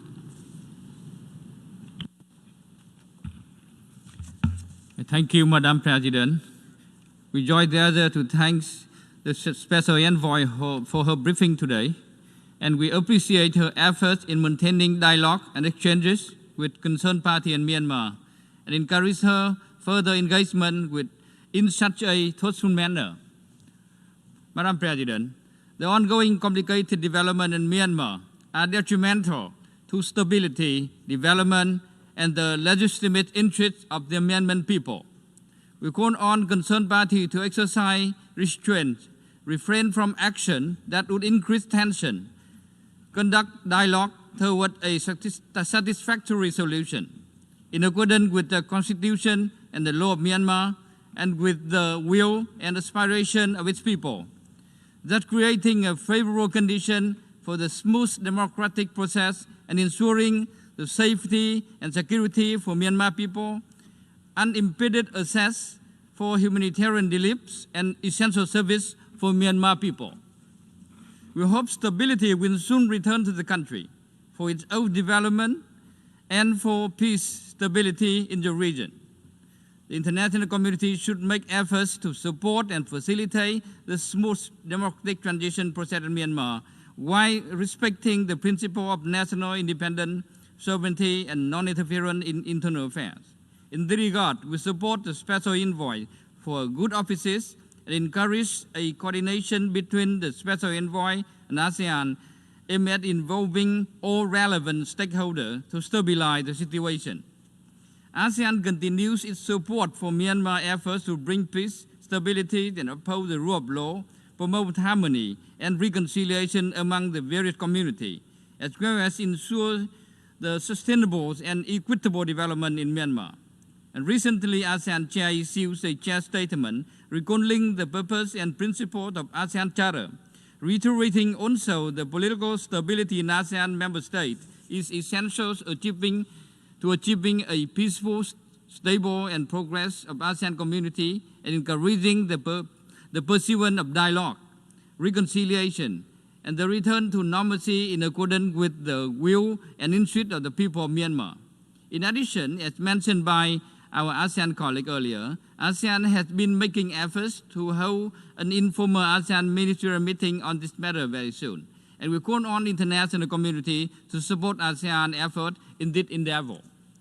Madam President, The ongoing situation in Myanmar is being closely followed by the international community, and we recognize both bilateral and multilateral efforts have been made with a view to bringing stability to the country.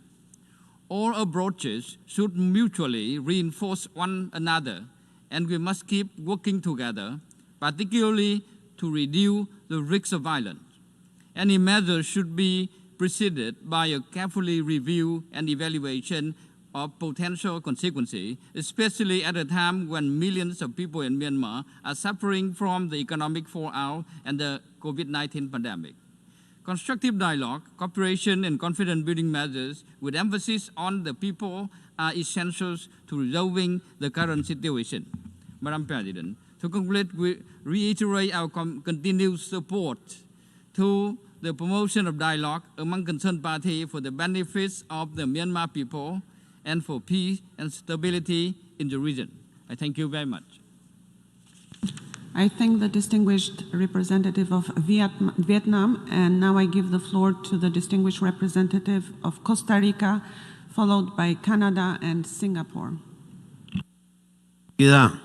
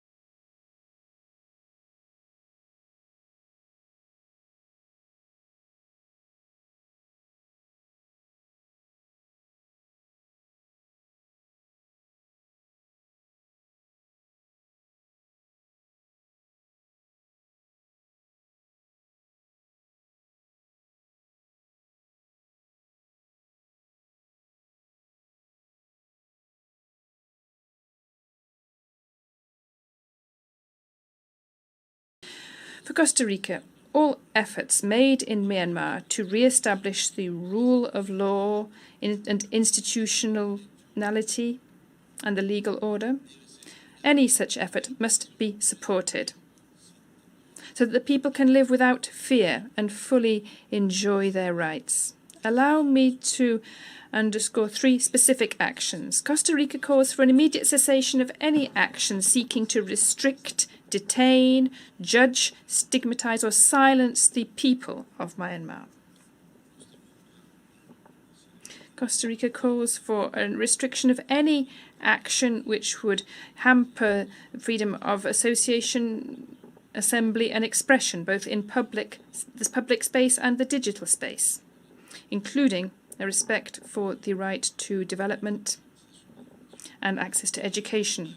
Costa Rica also vehemently calls for the rights of civil society and activists and political leaders who have been detained arbitrarily without due process, legal representation, or medical assistance.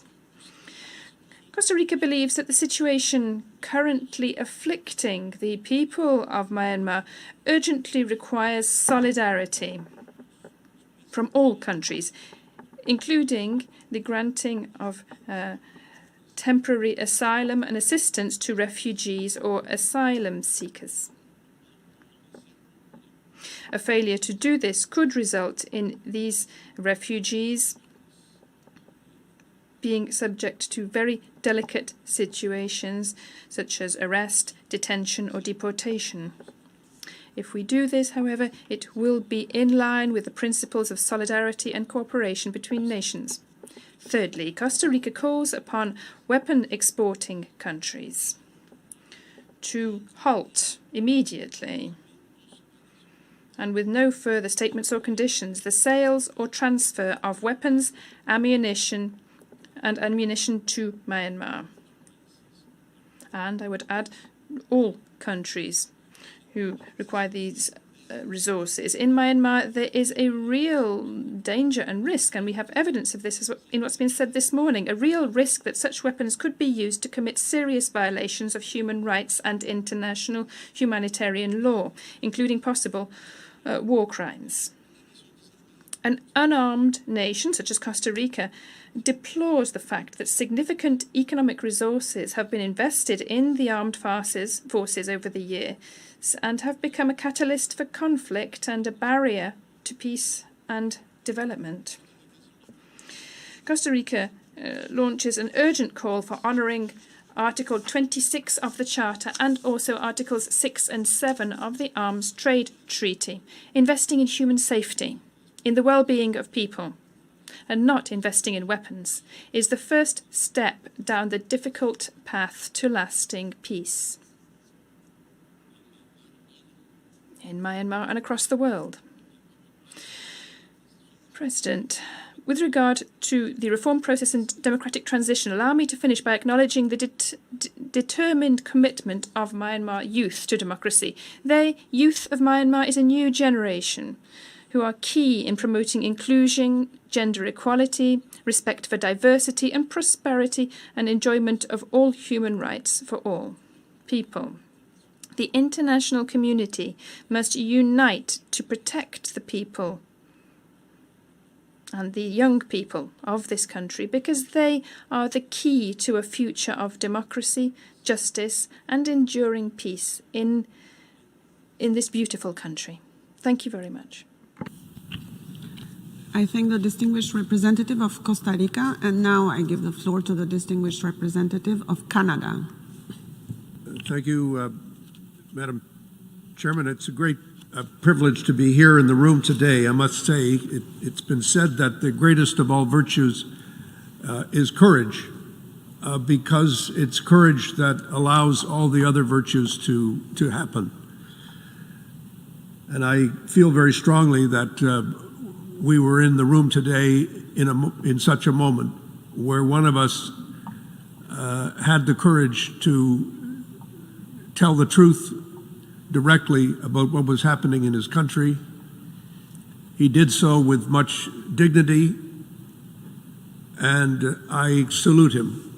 I salute the ambassador for Myanmar for the courage and dignity that he has shown throughout the last several weeks. And he has asked us to stand with the people of Myanmar, and I can assure him that Canada stands with the people of Myanmar, all the people of Myanmar, and we also stand with him, because I think we all understand what it took for him to give the talk that he gave today. I also want to thank the Special Envoy for her briefing. We're extremely supportive of her mandate in Myanmar, and having served as Special Envoy for my own country involving the Rohingya crisis and having had several meetings with Ambassador Bergener, I think it must be said that her work is more important now than ever before, and we shall support her work in any way that we can. And once again, we call on the authorities in Myanmar to meet with her, and we ask that she be allowed to meet with Aung San Suu Kyi and with the president, both of whom are in detention, and to be able to do her work.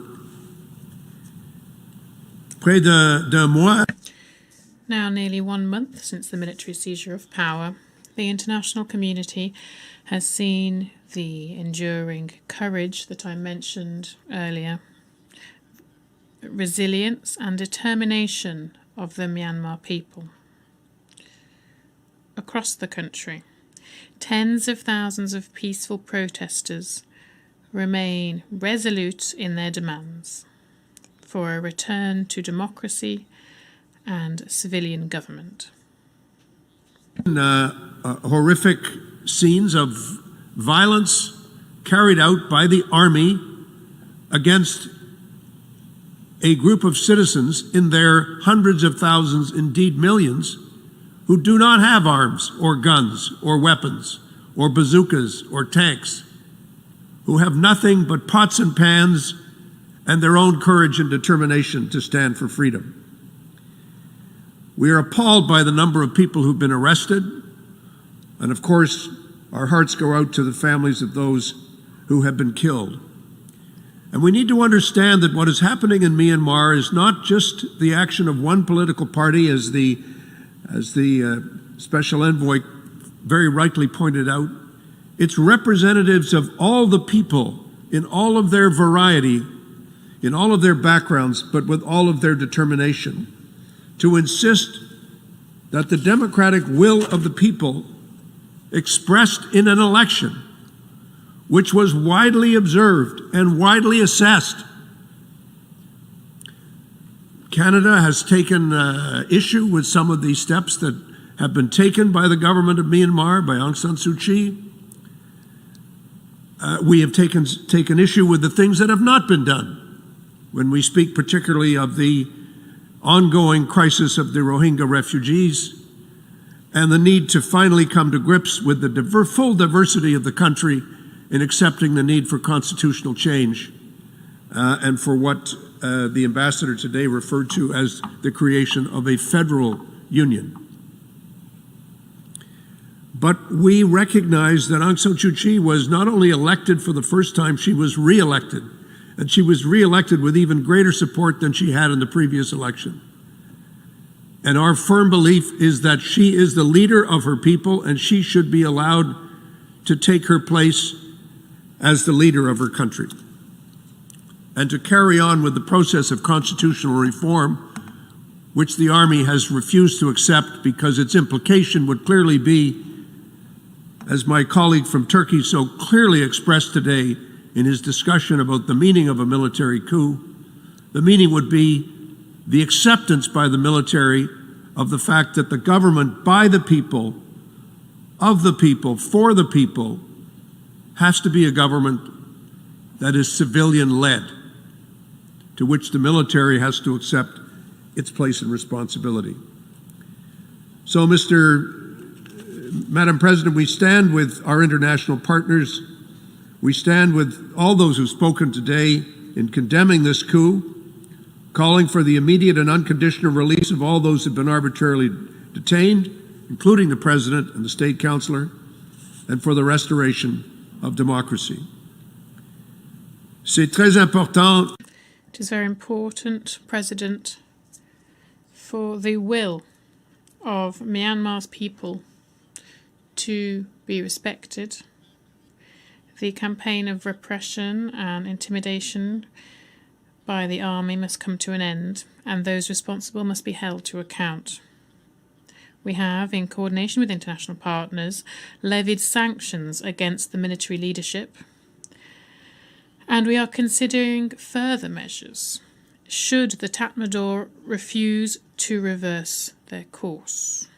We continue, of course, to call for full humanitarian access to support the most vulnerable, including the Rohingya.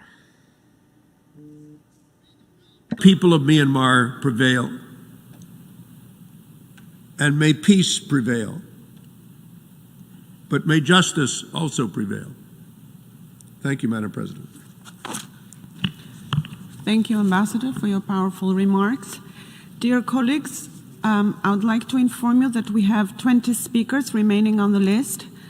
Therefore, I would like to request delegations to make their interventions concise and not longer than 3 minutes. I thank you for your cooperation. I now give the floor to the distinguished representative of Singapore, to be followed by Qatar and Malaysia. Thank you, Madam President. We want to thank the President of the General Assembly for convening this meeting, which lets us hear directly from the Special Envoy of the Secretary General on recent developments in Myanmar. Madam President, Singapore is gravely concerned by the alarming developments in Myanmar. The use of lethal weapons against unarmed civilians under any circumstances is inexcusable. We urge the authorities to exercise utmost restraint to avoid further injuries and loss of life, and to take urgent steps to de-escalate the situation. We hope that there will be a peaceful resolution and national reconciliation in Myanmar.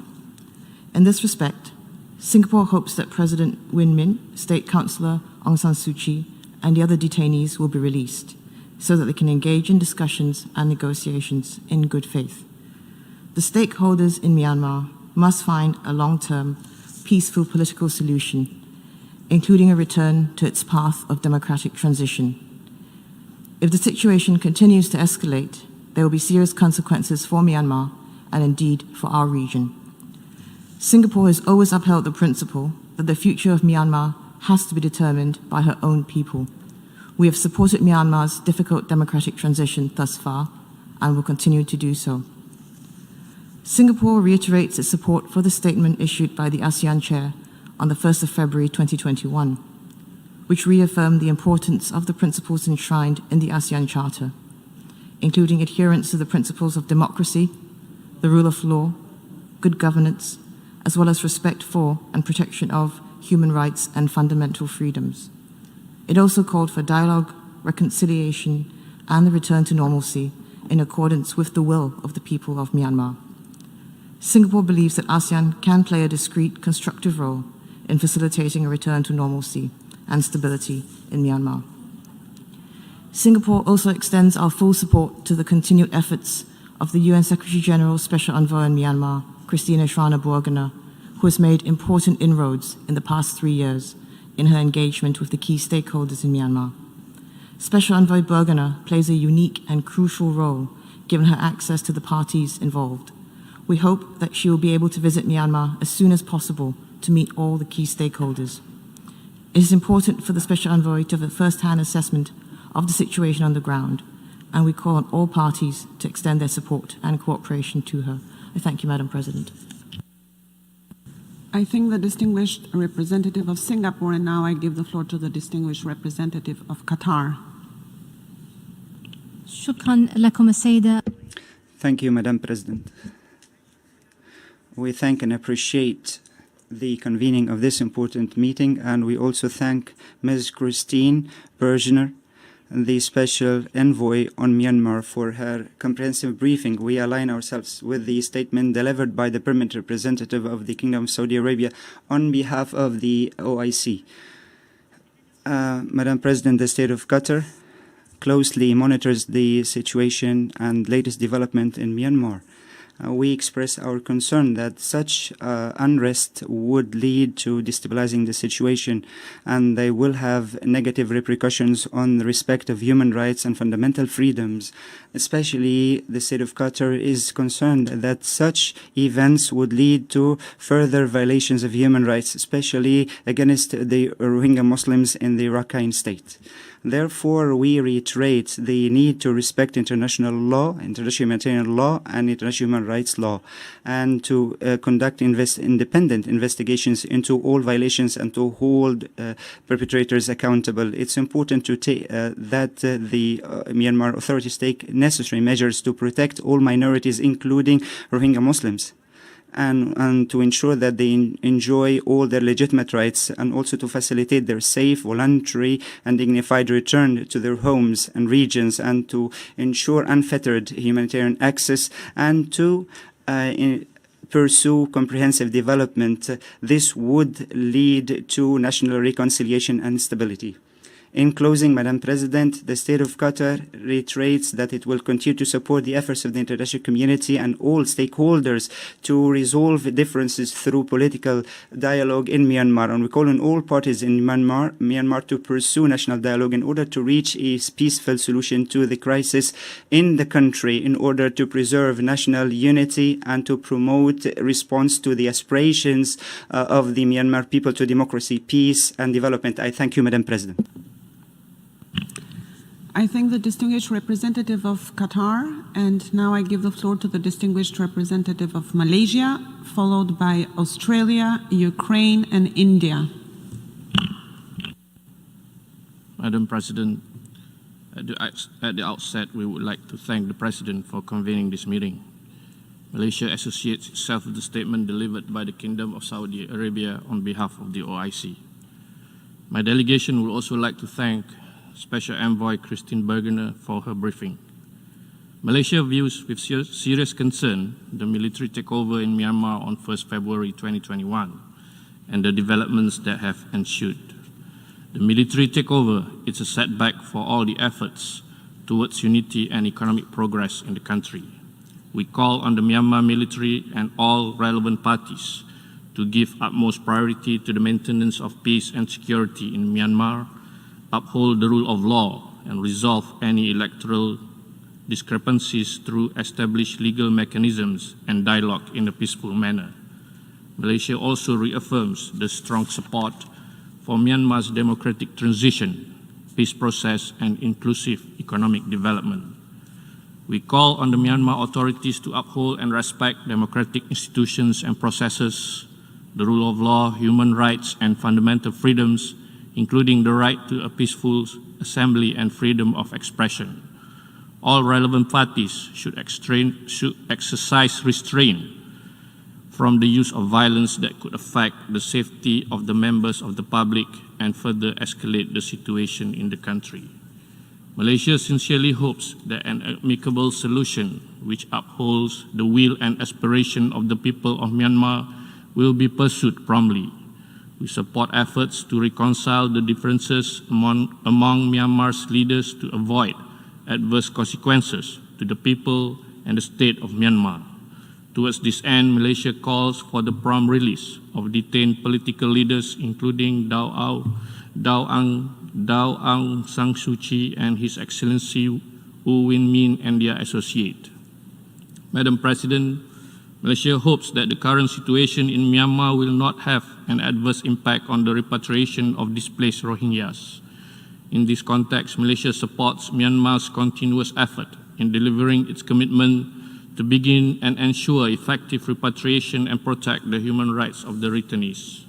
As a country directly impacted by the Rakhine State crisis, Malaysia will continue to support the ongoing efforts towards a safe, voluntary, dignified, and sustainable return of displaced Rohingyas to their place of origin in the Rakhine State.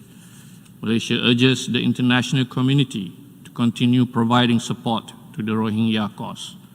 Madam President, as a member of ASEAN, Malaysia looks forward to a return to normalcy in Myanmar.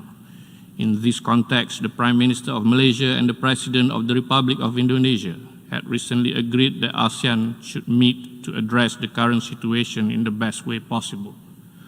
Efforts are being undertaken in this regard within the ASEAN framework.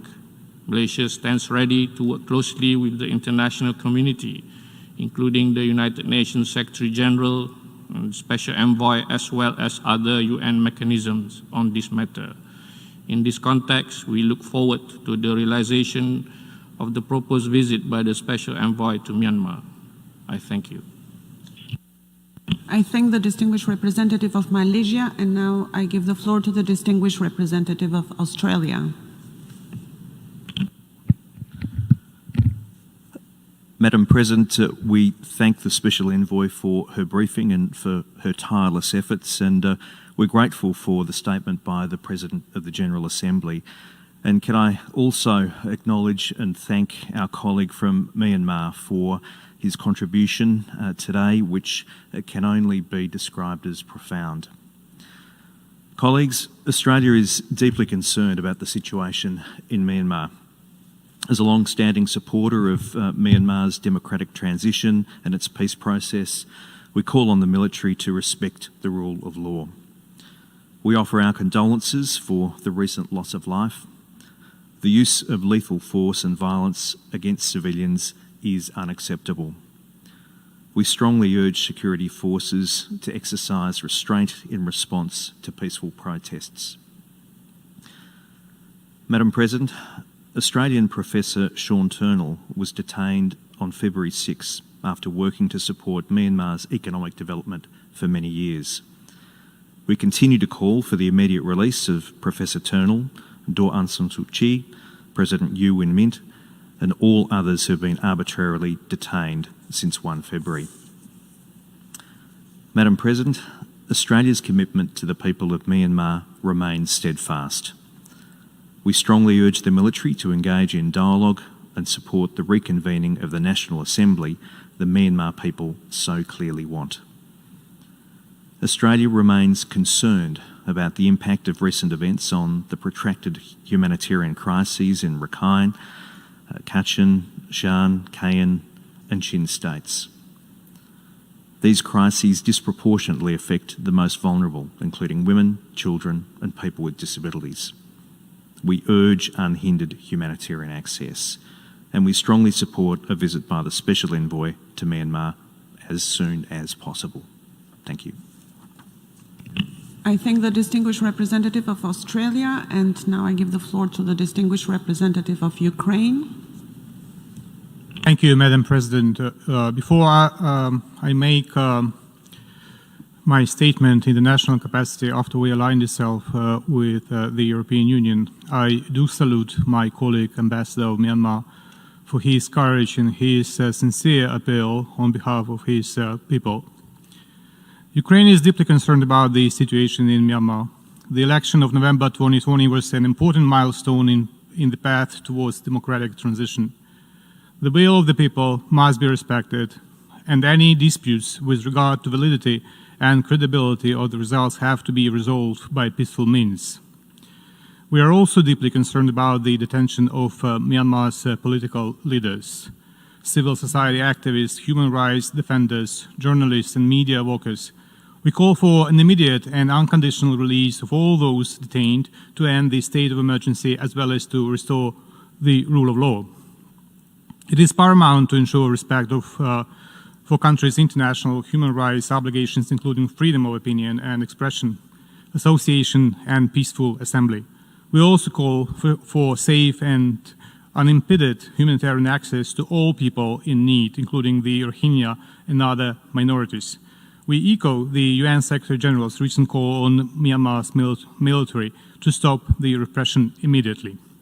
Ukraine expresses its support to the activities of regional organizations, in particular the Association of Southeast Asian Nations and the Special Envoy of the Secretary General of Myanmar for her good offices. Ukraine knows how painful it is when the choice of people is stolen by a corrupt regime.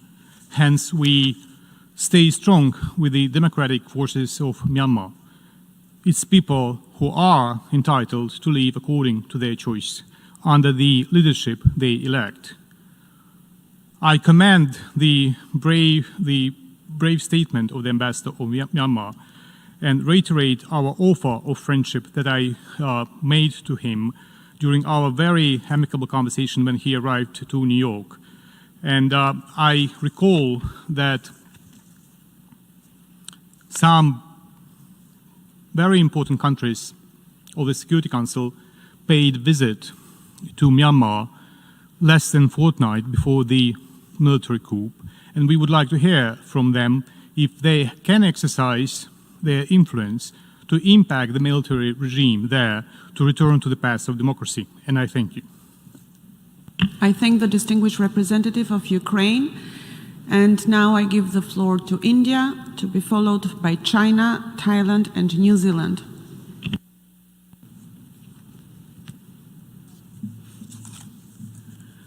Thank you, Madam President. I thank you for organizing this important session and thank Special Envoy Christine Bergner for her briefing on the latest developments in Myanmar. India shares a land and maritime border with Myanmar and has direct stakes in the maintenance of peace and stability. The recent developments in Myanmar are therefore being closely monitored by India. We remain deeply concerned that the gains made by Myanmar over the last decades on the path towards democracy should not get undermined. As the largest democracy, we have always been steadfast in our support to the process of democratic transition in Myanmar for it to emerge as a stable democratic federal union. A significant area of our focus has been capacity building, including in the areas of constitution and federalism for political leaders and elected representatives. We believe that the rule of law and democratic process must be upheld, those detained be released, and that calm prevails. We call on the Myanmar leadership to work together to resolve their differences in a peaceful and constructive manner. India, as a close friend and neighbor of Myanmar and its people, will continue to closely monitor the situation and will remain in discussion with like-minded countries so that the hopes and aspirations of the people are respected. Restoring democratic order should be the priority of all stakeholders in Myanmar. The international community must lend its constructive support to the people of Myanmar at this critical juncture. Madam President, let me now turn to the issue of displaced persons from the Rakhine state of Myanmar. As the only country that shares a long border with both Bangladesh and Myanmar, India has the highest stake in resolving the issue of repatriation of the displaced persons. We have continued to counsel our partners on the need for a balanced and constructive approach to this issue. For this, mobilization of support for the developmental agenda of the local people is crucial. India has been consistently encouraging stakeholders to find practical and pragmatic solutions. Towards this end, our support has been for people on the ground at both Cox's Bazar and in the Rakhine state. We have contributed 5 tranches of aid to displaced people from Rakhine in Bangladesh and have formalized an arrangement with Myanmar to undertake developmental work in the Rakhine state under the Rakhine State Development Program. Despite COVID restrictions, our efforts under this program are ongoing and include handing over of houses, water and electricity supply projects, construction of roads, etc. in the Rakhine state. India has also entered into trilateral cooperation project agreement in the Rakhine state and will be happy to cooperate with other partners in this regard. We have also embarked on an ambitious connectivity project being implemented in Rakhine and the Chin states of Myanmar for the benefit of the local population. This is reflective of our desire to find peace and stability in the region at the earliest and to ensure an early return of the displaced persons to Myanmar. Madam President, India commends Bangladesh for hosting 1 million displaced persons in its territory. It is important for the international community to recognize and understand the humanitarian burden that Bangladesh continues to face and the efforts it has undertaken to ensure the well-being of the displaced persons. The international community must further support, financially and otherwise, efforts of the government of Bangladesh and also assist in ensuring that issues relating to radicalization in the camps and other security challenges are addressed in an expeditious manner. This should include making provisions for skill development, providing education, and ensuring adequate medical support. The issue of displaced persons from the Rakhine state of Myanmar needs an early resolution. We need to ensure that the recent developments in Myanmar do not impede the progress made so far. The international community must encourage and support positive steps. A collaborative and consensus-based approach is key to arrive at a meaningful and practical outcome. We must work to address the challenges that the concerned stakeholders continue to face so that this humanitarian problem is resolved in a timely manner. India will continue to work with both the governments of Bangladesh and Myanmar to enable the earliest return of displaced persons to their homes in the Rakhine state in a manner that is safe, speedy, and sustainable. In the difficult circumstances caused by COVID-19 pandemic, India has also been providing medical aid to both Myanmar and Bangladesh, including the supply of vaccines. We have so far provided 3.7 million doses of vaccines to Myanmar and 9 million doses to Bangladesh. Our commitment to our neighbors remains steadfast. India will continue to play a constructive role in this regard. I thank you. I thank the distinguished representative of India, and now I give the floor to the distinguished representative of China. I thank you, Madam President. Madam President, China and Myanmar are friendly neighbors. China has been paying close attention to the development in Myanmar. We hope that all parties in Myanmar will act in the fundamental and long-term interests of the country, properly handle differences through dialogue and consultation under the constitutional and legal framework, maintain political and social stability, solve problems peacefully, problems that have occurred, and continue to promote the domestic democratic transformation process in an orderly manner. Under the current circumstances, all parties should maintain calm and restraint, refrain from intensifying tensions, escalating the situation, and using armed forces violence so as to prevent large-scale bloodshed. China is engaging right now and communicating with relevant parties in Myanmar to facilitate de-escalating the situation and returning to normalcy at an early date. What happened in Myanmar is in essence Myanmar's internal affairs. The international community should, on the premise of respecting Myanmar's sovereignty, political independence, territorial integrity, and national unity, help relevant parties in Myanmar to conduct dialogue and reconciliation in accordance with the wishes and interests of its people. The voice of and measures taken by the international community should help Myanmar parties bridge their differences and solve problems and avoid intensifying tensions and further complicating the situation. Myanmar is a member of the ASEAN family. China supports ASEAN in playing an active role in easing the current state of affairs in Myanmar in the ASEAN way. China appreciates the mediation efforts of ASEAN countries. These countries are discussing the setting up of an informal special meeting of their foreign ministers, and we look forward to its early convening on the basis of consensus, thus providing a useful platform and opportunity for promoting problem solving. We believe that ASEAN, as a mature regional organization, has enough political wisdom to help Myanmar tide over the difficulties.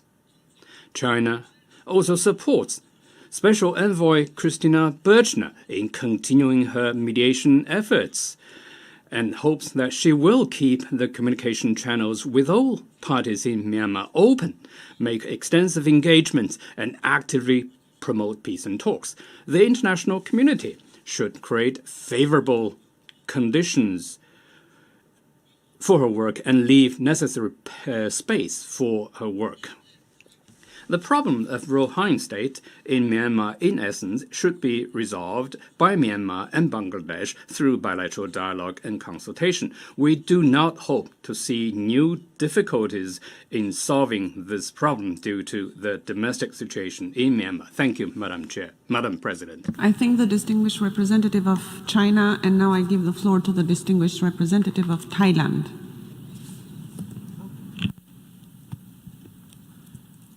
Madam President, Madam Special Envoy, let me begin by expressing my appreciation to the Special Envoy of the Secretary General. Thailand has long been a supporter of her work and will continue to do so as she exercises the constructive role of Special Envoy of the Secretary General. We look forward to continuing working closely with her as she discharges her mandate. Thailand supports the statement by Brunei as ASEAN Chair on the 1st of February 2021. We have been consulting with other fellow ASEAN member states, including Myanmar, on how ASEAN can play a constructive role going forward. We welcome the commitment of Myanmar to engage closely with the ASEAN family.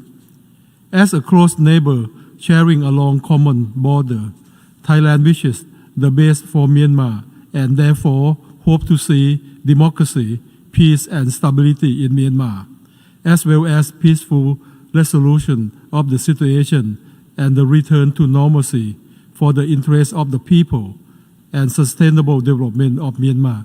I thank you, Madam President. I thank the distinguished representative of Thailand, and now I give the floor to the distinguished representative of New Zealand, followed by Italy, Democratic Republic of Laos, and the Czech Republic. Thank you, Madam President. New Zealand welcomes the convening of this meeting, and I would like to start by thanking the Special Envoy, Ms. Christine Schraner-Bergener, for her excellent briefing. She has New Zealand's full support. And I'd also like to warmly acknowledge the statement by the Myanmar representative on behalf of all democratic forces in his country. We stand by him and the people of Myanmar.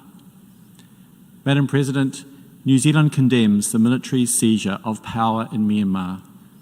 As a strong supporter of the rule of law and democratic process, New Zealand rejects the Tatmadaws' actions and calls for the immediate return to civilian government in Myanmar.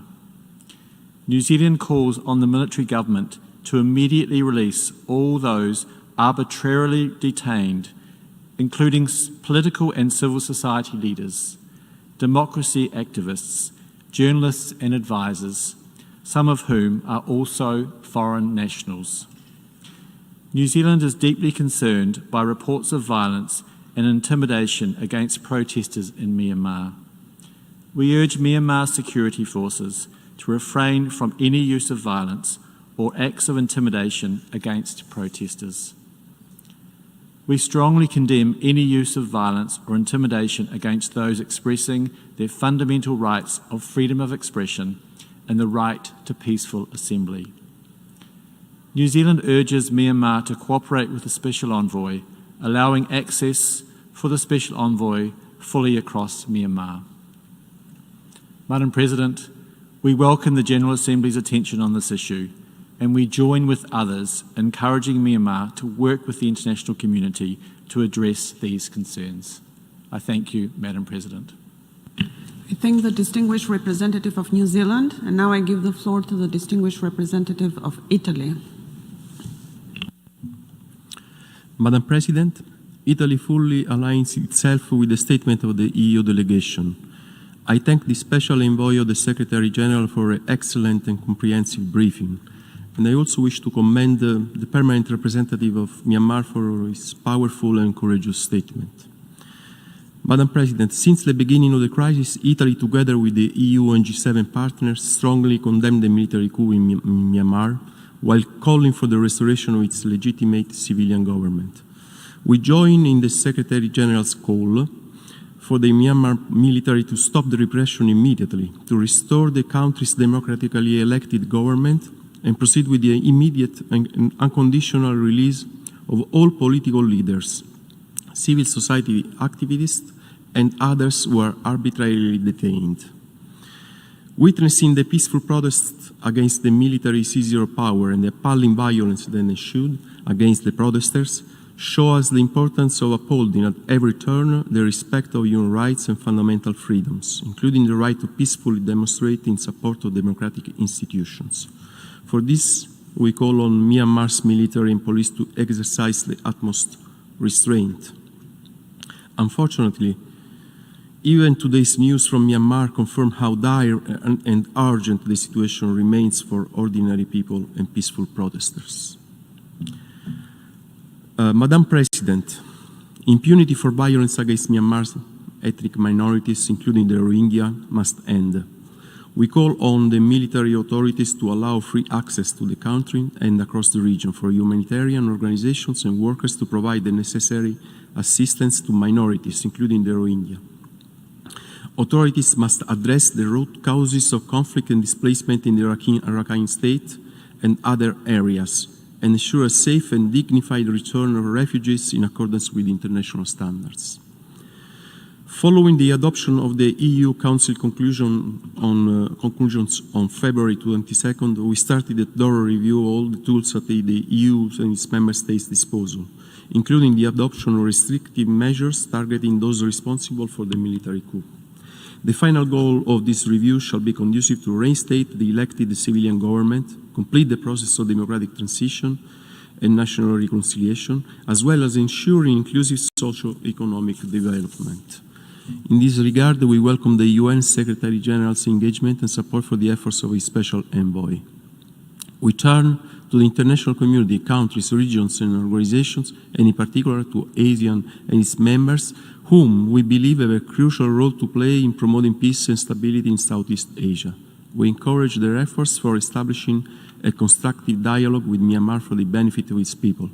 Italy has always been committed to advancing Myanmar's democratic transition and the national reconciliation process. This is no time to accept failure. I thank you. I thank the distinguished representative of Italy, and now I give the floor to the distinguished representative of Laos People's Democratic Republic. Madam President, as an immediate neighbor and ASEAN fellow, the Lao PDR has closely followed the development in Myanmar. We reiterate the importance of maintaining the political stability in ASEAN member states to achieve a peaceful, stable, and prosperous ASEAN community. We are of the view that the international community should create an environment conducive for Myanmar to resolve its internal differences and carry out reconciliation through peaceful means in order to continue its democratization process and national development. Thank you, Madam President. I thank the distinguished representative of Lao People's Democratic Republic, and now I give the floor to the Czech Republic, to be followed by Argentina, Republic of Korea, and Netherlands. Thank you, Madam President. The Czech Republic aligns itself with the EU statement. Today's informal meeting of the General Assembly is being held because of the urgency and seriousness of current developments in Myanmar, which are fatally detrimental to democracy, peace and prosperity of this country and threaten stability in the region. The Czech Republic strongly condemns the military coup. We support the country's legitimate, democratically elected leadership and call for respect of last year's elections. So far, more than 690 persons have been detained and arrested, including President Win Myint, State Councillor Aung San Suu Kyi, one of the NLD leaders, Win Tayin, members of the civil society, as well as monks, writers, journalists, media workers, and human rights defenders. We call for their immediate and unconditional release. We condemn violence committed by Myanmar's military and police forces against any peaceful protesters. We call upon relevant authorities and all security forces to exercise full restraint. Human rights, fundamental freedoms, and international law must be respected and protected in Myanmar. The Czech Republic condemns the intimidation and oppression of those opposing the coup. Any threats or use of force against people exercising their rights to peacefully protest and participate in public affairs across the country must be avoided. Targeting of protesters, journalists, and representatives of the civil society, internet shutdowns, and blockages of social media are unacceptable and must be instantly and permanently ceased, and the state of emergency must be revoked. We urge the military in Myanmar to listen to the international pleas, accept an internal offer for mediation, fully cooperate with all UN mechanisms, and enable free and safe access to humanitarian assistance. Massive protests and civil disobedience movement taking place in cities and towns across the country are a clear expression of a strong public opposition to the coup. We call upon the military to respect the will of the people of Myanmar expressed in the November 2020 parliamentary elections. Civilian government must be reinstated. I thank you. I thank the distinguished representative of the Czech Republic, and now I give the floor to the distinguished representative of Argentina. Muchas gracias. Thank Thank you very much, Madam President. At the outset, the Republic of Argentina would like to thank you for convening this meeting of the General Assembly and the Special Envoy, the Secretary General for Myanmar, Ms. Bergener, for her briefing. Argentina wishes to express its deep concern regarding the breakdown of institutional order in Myanmar and the serious and negative impact this is having on human rights. Based upon recent tensions and detentions of leaders, political leaders, journalists, civil rights leaders, and activists and others, restrictions upon the freedom of information and expression, including access to social networks and the internet, restrictions on the freedom of assembly and on persecution of minorities are of concern. We wish to call for respect for the results of the elections of the 8th of November 2020. And for the detainees to recover their freedom immediately, and that there be respect for constitutional order, the rule of law, and democratic institutions in Myanmar. We also urge military leaders in Myanmar to fully uphold international human rights law and abstain from the use of force unnecessarily, arbitrarily, or excessively. Also, to cooperate actively with the human rights protection mechanisms in force. Madam President, to conclude, we urge the international community to redouble its efforts for a swift resolution of this difficult situation in Myanmar.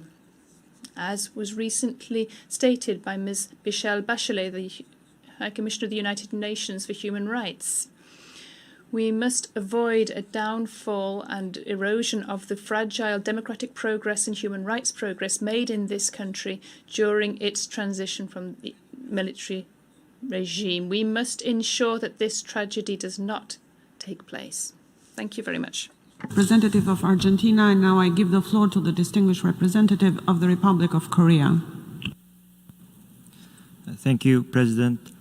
I'd like to thank the Special Envoy for the informative and timely briefing today and her strong commitment. My appreciation also goes to the delegation of Myanmar for the powerful and moving statement. My delegation expresses its deep concern over the current political situation in Myanmar.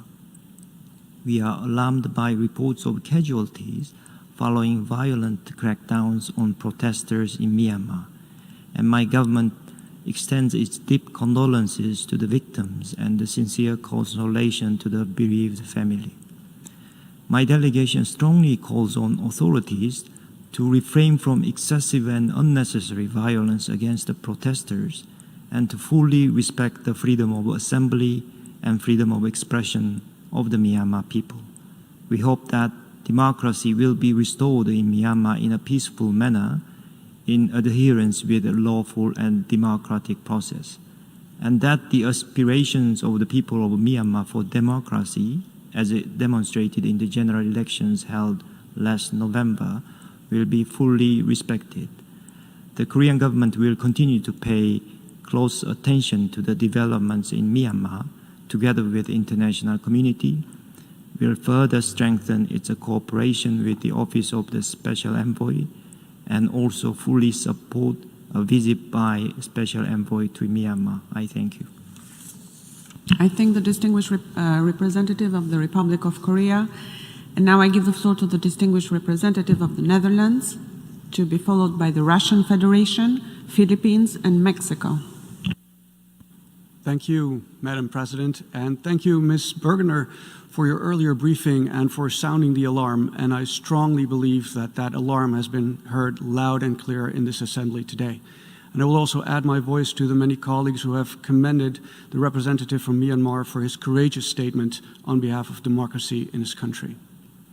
The Kingdom of the Netherlands aligns itself with the EU statement, and we would like to add a few remarks in our national capacity. Madam President, the military coup has dramatically reversed Myanmar's path towards democracy, less than a decade after the country began to steer away from half a century of military rule. The Kingdom of the Netherlands stands in solidarity with peaceful protesters, civil society, human rights defenders, journalists, and others who are risking their lives by continuing to express their firm commitment to a democratic rule in which fundamental freedoms are upheld. Like others, we strongly condemn the military coup and military and police repression, harassment, and the use of violence against peaceful protesters. The Netherlands calls for the immediate end to the state of emergency, the restoration of the legitimate civilian government, and the opening of the newly elected parliament. The military must immediately and unconditionally release all those who have been arbitrarily detained and sentenced. We're also deeply concerned about restrictions on freedoms of expression, association, and assembly, including through draconian changes to the law, which are not in line with international obligations and the right to access to information. The people of Myanmar cannot be excluded from shaping and sharing thoughts about the future of their country. Journalists, human rights activists, and other members of civil society should be able to work without fear of reprisals, of intimidation or attack. Justice for victims is crucial. Those responsible for violence against peaceful protesters must be held accountable. Perpetrators of international crimes cannot get away with the horrific crimes they've committed. The Netherlands recalls the International Court of Justice Provisional Measures orders, in which my country has intervened, the ongoing International Criminal Court investigation, and the work of the Independent Investigative Mechanism for Myanmar. We must also not forget to continue working on creating the conditions necessary for the safe, voluntary, sustainable, and dignified return of the Rohingya. In conclusion, Madam President, the Netherlands reiterates its support to the Special Envoy's efforts to create space for dialogue, and we urge the military leaders to cooperate and grant full access to the Special Envoy. She has our full support. Thank you. I thank the distinguished representative of the Netherlands, and now I give the floor to the distinguished representative of the Russian Federation. Thank you, President. The Russian Federation has been closely following developments in Myanmar. We'd like to note that the resolution of disputes between Myanmar political forces is an exclusively internal process of the sovereign state. Any attempts to turn the consideration of recent events in the country in terms of the announcement of state of emergency into a human rights issue is unjustified and politicized. Myanmar has a resolution. It remains in force, as do all constitutional and legislative norms as regards political and civil rights and freedoms. We haven't heard of any steps that have been taken to review or revoke the normative legal foundation nor mechanisms for promoting and protecting human rights and freedoms. We welcome the confirmation of the authorities in Myanmar to their commitment to international obligations and their efforts to extend cooperation with the UN. I'd like to, of course, that looking at a constructive and mutually respectful dialogue between Myanmar and the Special Envoy of the UN is a vital and irreplaceable condition to solve problems that exist. We support the focus of the Myanmar authorities to address the situation in Rakhine, which supports dialogue between the UN and human rights bodies. We're convinced that this will allow to stabilize the situation in the region and not allow an escalation for violence. In conclusion, I'd like to recall that the Russian Federation believes so-called country resolutions at the Third Committee are counterproductive and politicized. One specimen of this is the Resolution 75238, which was not adopted by consensus, situation of human rights in Rohingya, Muslims and other minorities in Myanmar, which is used to justify today's meeting. The aim of this resolution is nothing resembling mutually respectful dialogue and constructive cooperation to address human rights issues, but it is rather exerting political pressure on individual UN member states. We cannot agree with such an approach. Thank you. I thank the distinguished representative of the Russian Federation, and now I give the floor to the Philippines, to be followed by Mexico, Spain, and Israel. Thank you, Madam President. We thank the Special Envoy, Christine Bergener, for her briefing. The Philippines had always been supportive of her mandate and the important and challenging work she has undertaken, including the establishment of confidence-building measures. The Philippines is supportive of Myanmar's progress towards a fuller democracy, cognizant of the Army's role in preserving Myanmar's territorial integrity and national security, as well as the unifying role of Daw Aung San Suu Kyi in the history of the country and the army her father founded. Daw Aung San Suu Kyi is a deeply and widely admired icon of democracy among Filipinos who identify with her and her people, given similar struggles against tyranny in the not-so-distant past, struggles that culminated in the complete restoration of democracy by the unprecedented and entirely domestic efforts that inspired similarly successful efforts in other parts of the world. The Philippines calls for a return to a status quo ante, whereby democratic processes can continue in accordance with the will of the Myanmar people. Myanmar made important strides towards democratization in the past decade with the political presence of Daw Aung San Suu Kyi, constitutional constraints on her key political role notwithstanding. As a sovereign country in a world of sovereign states, the Philippines cannot overemphasize the primacy of national internal efforts towards democratic reforms, and never by the imposition of foreign solutions, whether in regional or multilateral contexts. We reaffirm our support of the sovereignty and territorial integrity of Myanmar. Thank you, Madam President.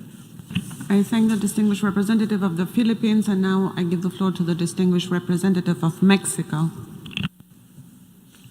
Gracias. Thank you very much, Madam President. Mexico thanks the Special Envoy of the Secretary General for Myanmar for her briefing this morning and her report on the situation in Myanmar. The government of Mexico reiterates its deep concern regarding the events in Myanmar and echoes the condemnation of the United Nations Secretary General regarding the arbitrary detention of political and social leaders in the country. Mexico joins the call for the immediate liberation of democratically elected civilian leaders and other social leaders detained over recent weeks. We reject attempts to reverse the democratic progress made and to ignore the will of the people of Myanmar. Mexico fully believes that democracy, the respect for human rights, the rule of law, and inclusive dialogue are the only manner to achieve peace and prosperity. We therefore launch an insistent call upon all political and social stakeholders in Myanmar to establish an inclusive, constructive dialogue in full constitutional order. As an elected member of the Security Council, Mexico will support multilateral and regional actions to move forward in this direction. Mexico echoes the condemnation of the use of violence against those who are demonstrating peacefully. We urge the authorities in Myanmar to fully respect human rights, including rights to the freedom of expression and of assembly. Likewise, we urge the authorities in Myanmar to allow unhindered humanitarian access, including for the Rohingya population in Rakhine State and other minorities. We underscore in this regard the importance of fair, safe access to health services, essential medicines, and the COVID-19 vaccine. Finally, Madam President, and in line with Resolution 75238, we call upon all the parties, including the agencies of the UN system, to redouble their efforts to establish the necessary conditions so that refugees and other forcibly displaced persons can return to their places of origin or choice in a voluntary, sustainable, safe and dignified way. Thank you very much. I thank the distinguished representative of Mexico, and now I give the floor to the distinguished representative of Spain. Thank you very much, Madam President. Spain aligns itself with the statement made by the European Union. At the outset, allow me to express our gratitude for this specific meeting being held on Myanmar in the General Assembly. The United Nations must respond with alacrity to this kind of situation. Spain categorically condemns the seizure of power in Myanmar by its military and calls for the immediate and unconditional liberation of all those who are being arbitrarily detained and the lifting of the state of emergency and the re-establishment of civil authority immediately. We also call upon the army and other authorities and security forces to exercise restraint in the use of force, particularly during peaceful demonstrations. We also call for the respect for and protection of all human rights.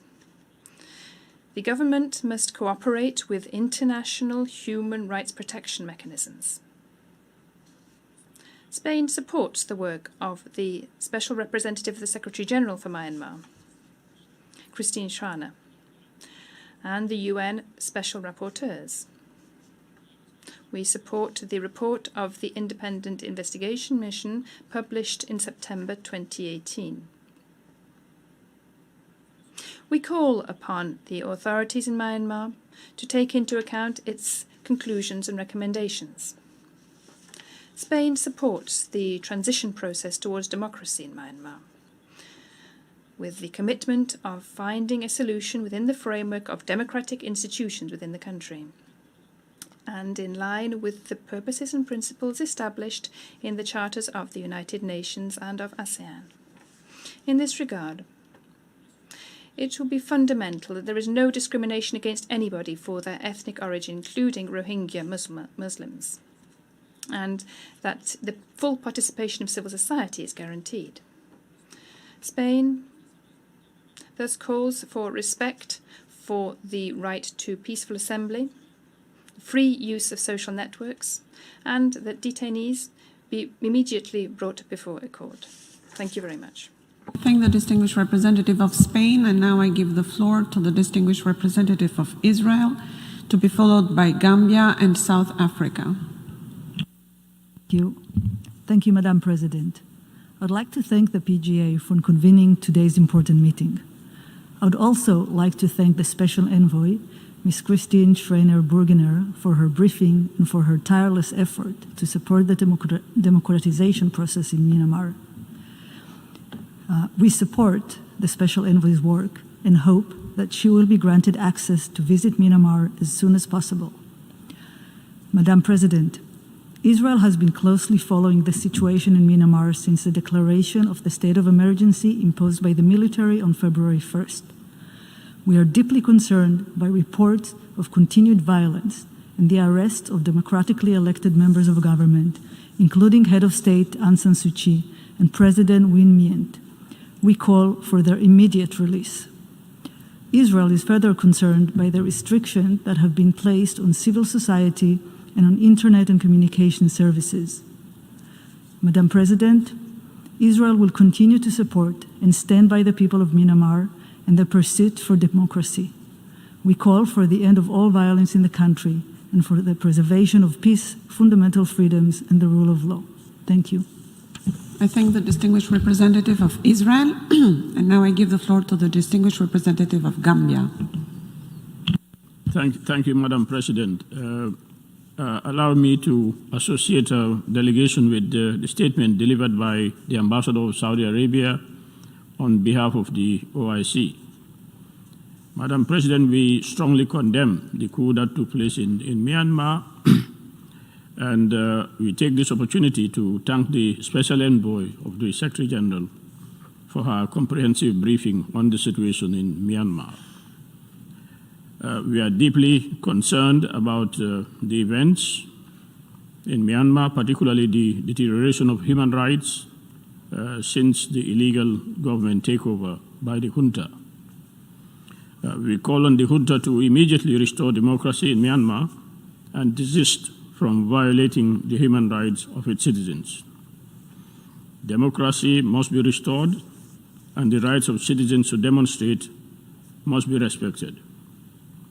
We have had our own experience of a losing regime that negated the will of the people, and the strong support of the international community made all the difference. Madam President, we call on the junta to release all detainees, including President Win Myint and Do Aung San Suu Kyi.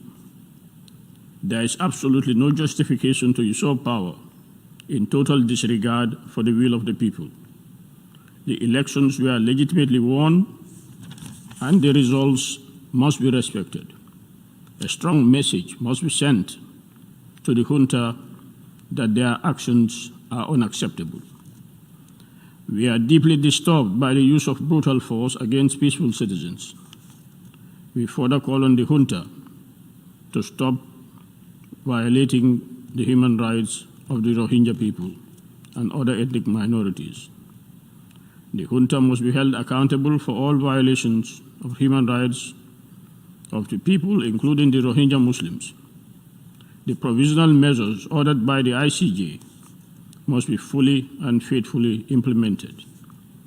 Impunity is not an option. We are also deeply worried about the reports of the deployment of the brutal 33rd Light Infantry Division of the military who were involved in oppressing the Rohingya Muslims being deployed in the suppression of peaceful demonstrations. The international community must uphold and defend the will of the people of Myanmar who are currently in a very tough place. The military takeover should not be used as a pretext to escape or avoid accountability for the egregious human rights violations committed against the Rohingya people. At this stage, Madam President, I would like to raise a question or two for the Special Envoy. I hope she's still with us. Since the coup and the unfortunate events that followed, whether she shares the view that the Rohingya minorities have become even more vulnerable to serious human rights violations, and as just observed by the representative of Myanmar, the likelihood of people being exposed to war crimes and crimes against humanity, including the Rohingyas and other minorities. What is her take on that? And we are also worried about the denial of access to the Special Envoy and the efforts that have been deployed so far to deny people access to information or control access to the internet, whether these are pretexts for cover-up for human rights violations, and what is her take on the current space for dialogue within the region and with the junta, and also what is her expectation of the junta's cooperation with the UN. I thank you, Madam President. I thank the distinguished representative of Gambia, and now I give the floor to the distinguished representative of South Africa. Thank you, Madam Chair. We thank the President of the General Assembly for convening this meeting today. We also wish to congratulate the Special Envoy for her opening remarks and the briefing to all of us. The government of South Africa regretted and noted with serious concern the detention of State Councillor Aung San Suu Kyi and other political leaders on the eve of the opening of Myanmar's parliament. We called for her immediate release and a return of the rule of law. We believe that the developments in Myanmar undermine the democratic reforms following the general elections held on 8 November 2020. South Africa therefore calls upon the military in Myanmar to respect the rule of law. We firmly believe that any political differences should be resolved through an inclusive and peaceful dialogue. South Africa will continue to support the people of Myanmar in their pursuit of democracy, peace, human rights, and the rule of law.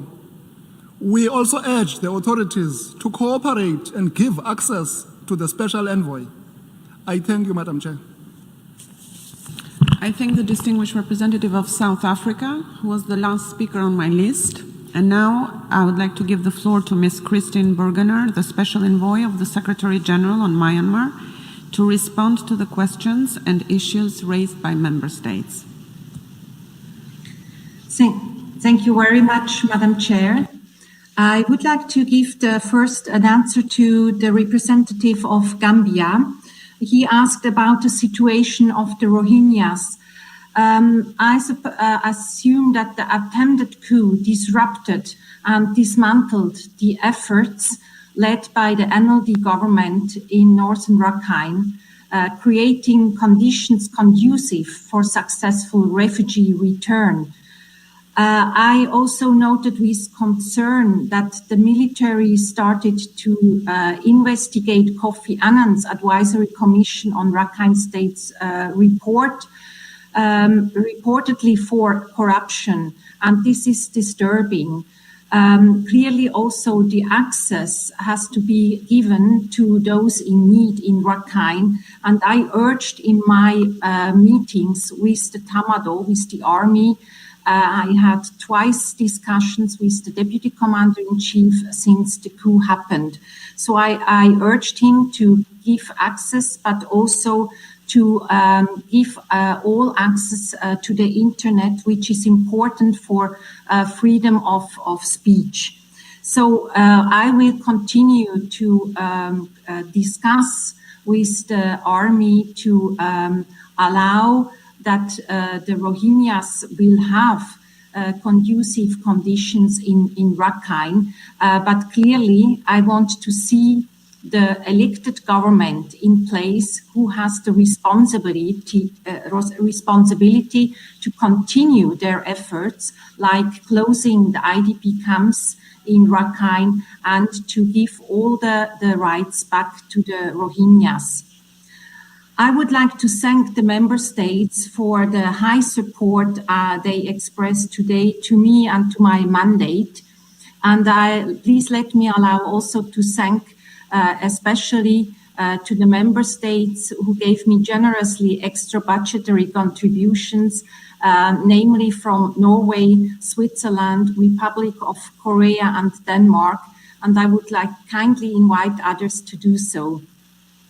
Let me commend the permanent representative of Myanmar, Jo Motun, my brother, for his courageous statement. And please be assured that I will stay with him.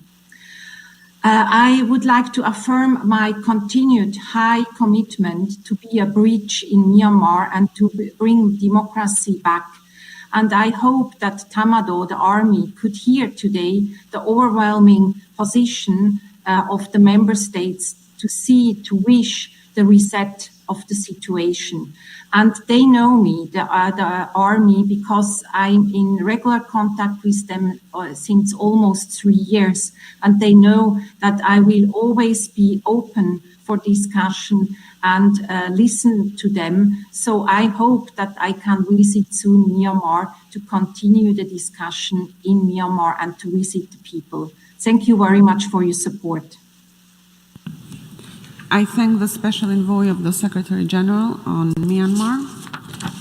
I also thank delegations for their participation, and the informal meeting is now concluded. Before adjourning, I would like to call the attention of members to the letter circulated on February 1st, 2021, which has information regarding the occupational safety and health plan for this meeting, including the possibility of follow-up in the unfortunate and hopefully unlikely event of a case of COVID-19. Following the arrangements in recent meetings, the Secretariat will actively manage the exit by calling each row for departure in a staggered manner. Members are therefore requested to remain seated after the adjournment of the meeting. The meeting is adjourned. Distinguished delegates, I would now kindly request that you leave the GA hall according to the following staggered plan. First, I call on the delegates seated in the first row from Iceland to Italy to leave, please, one by one.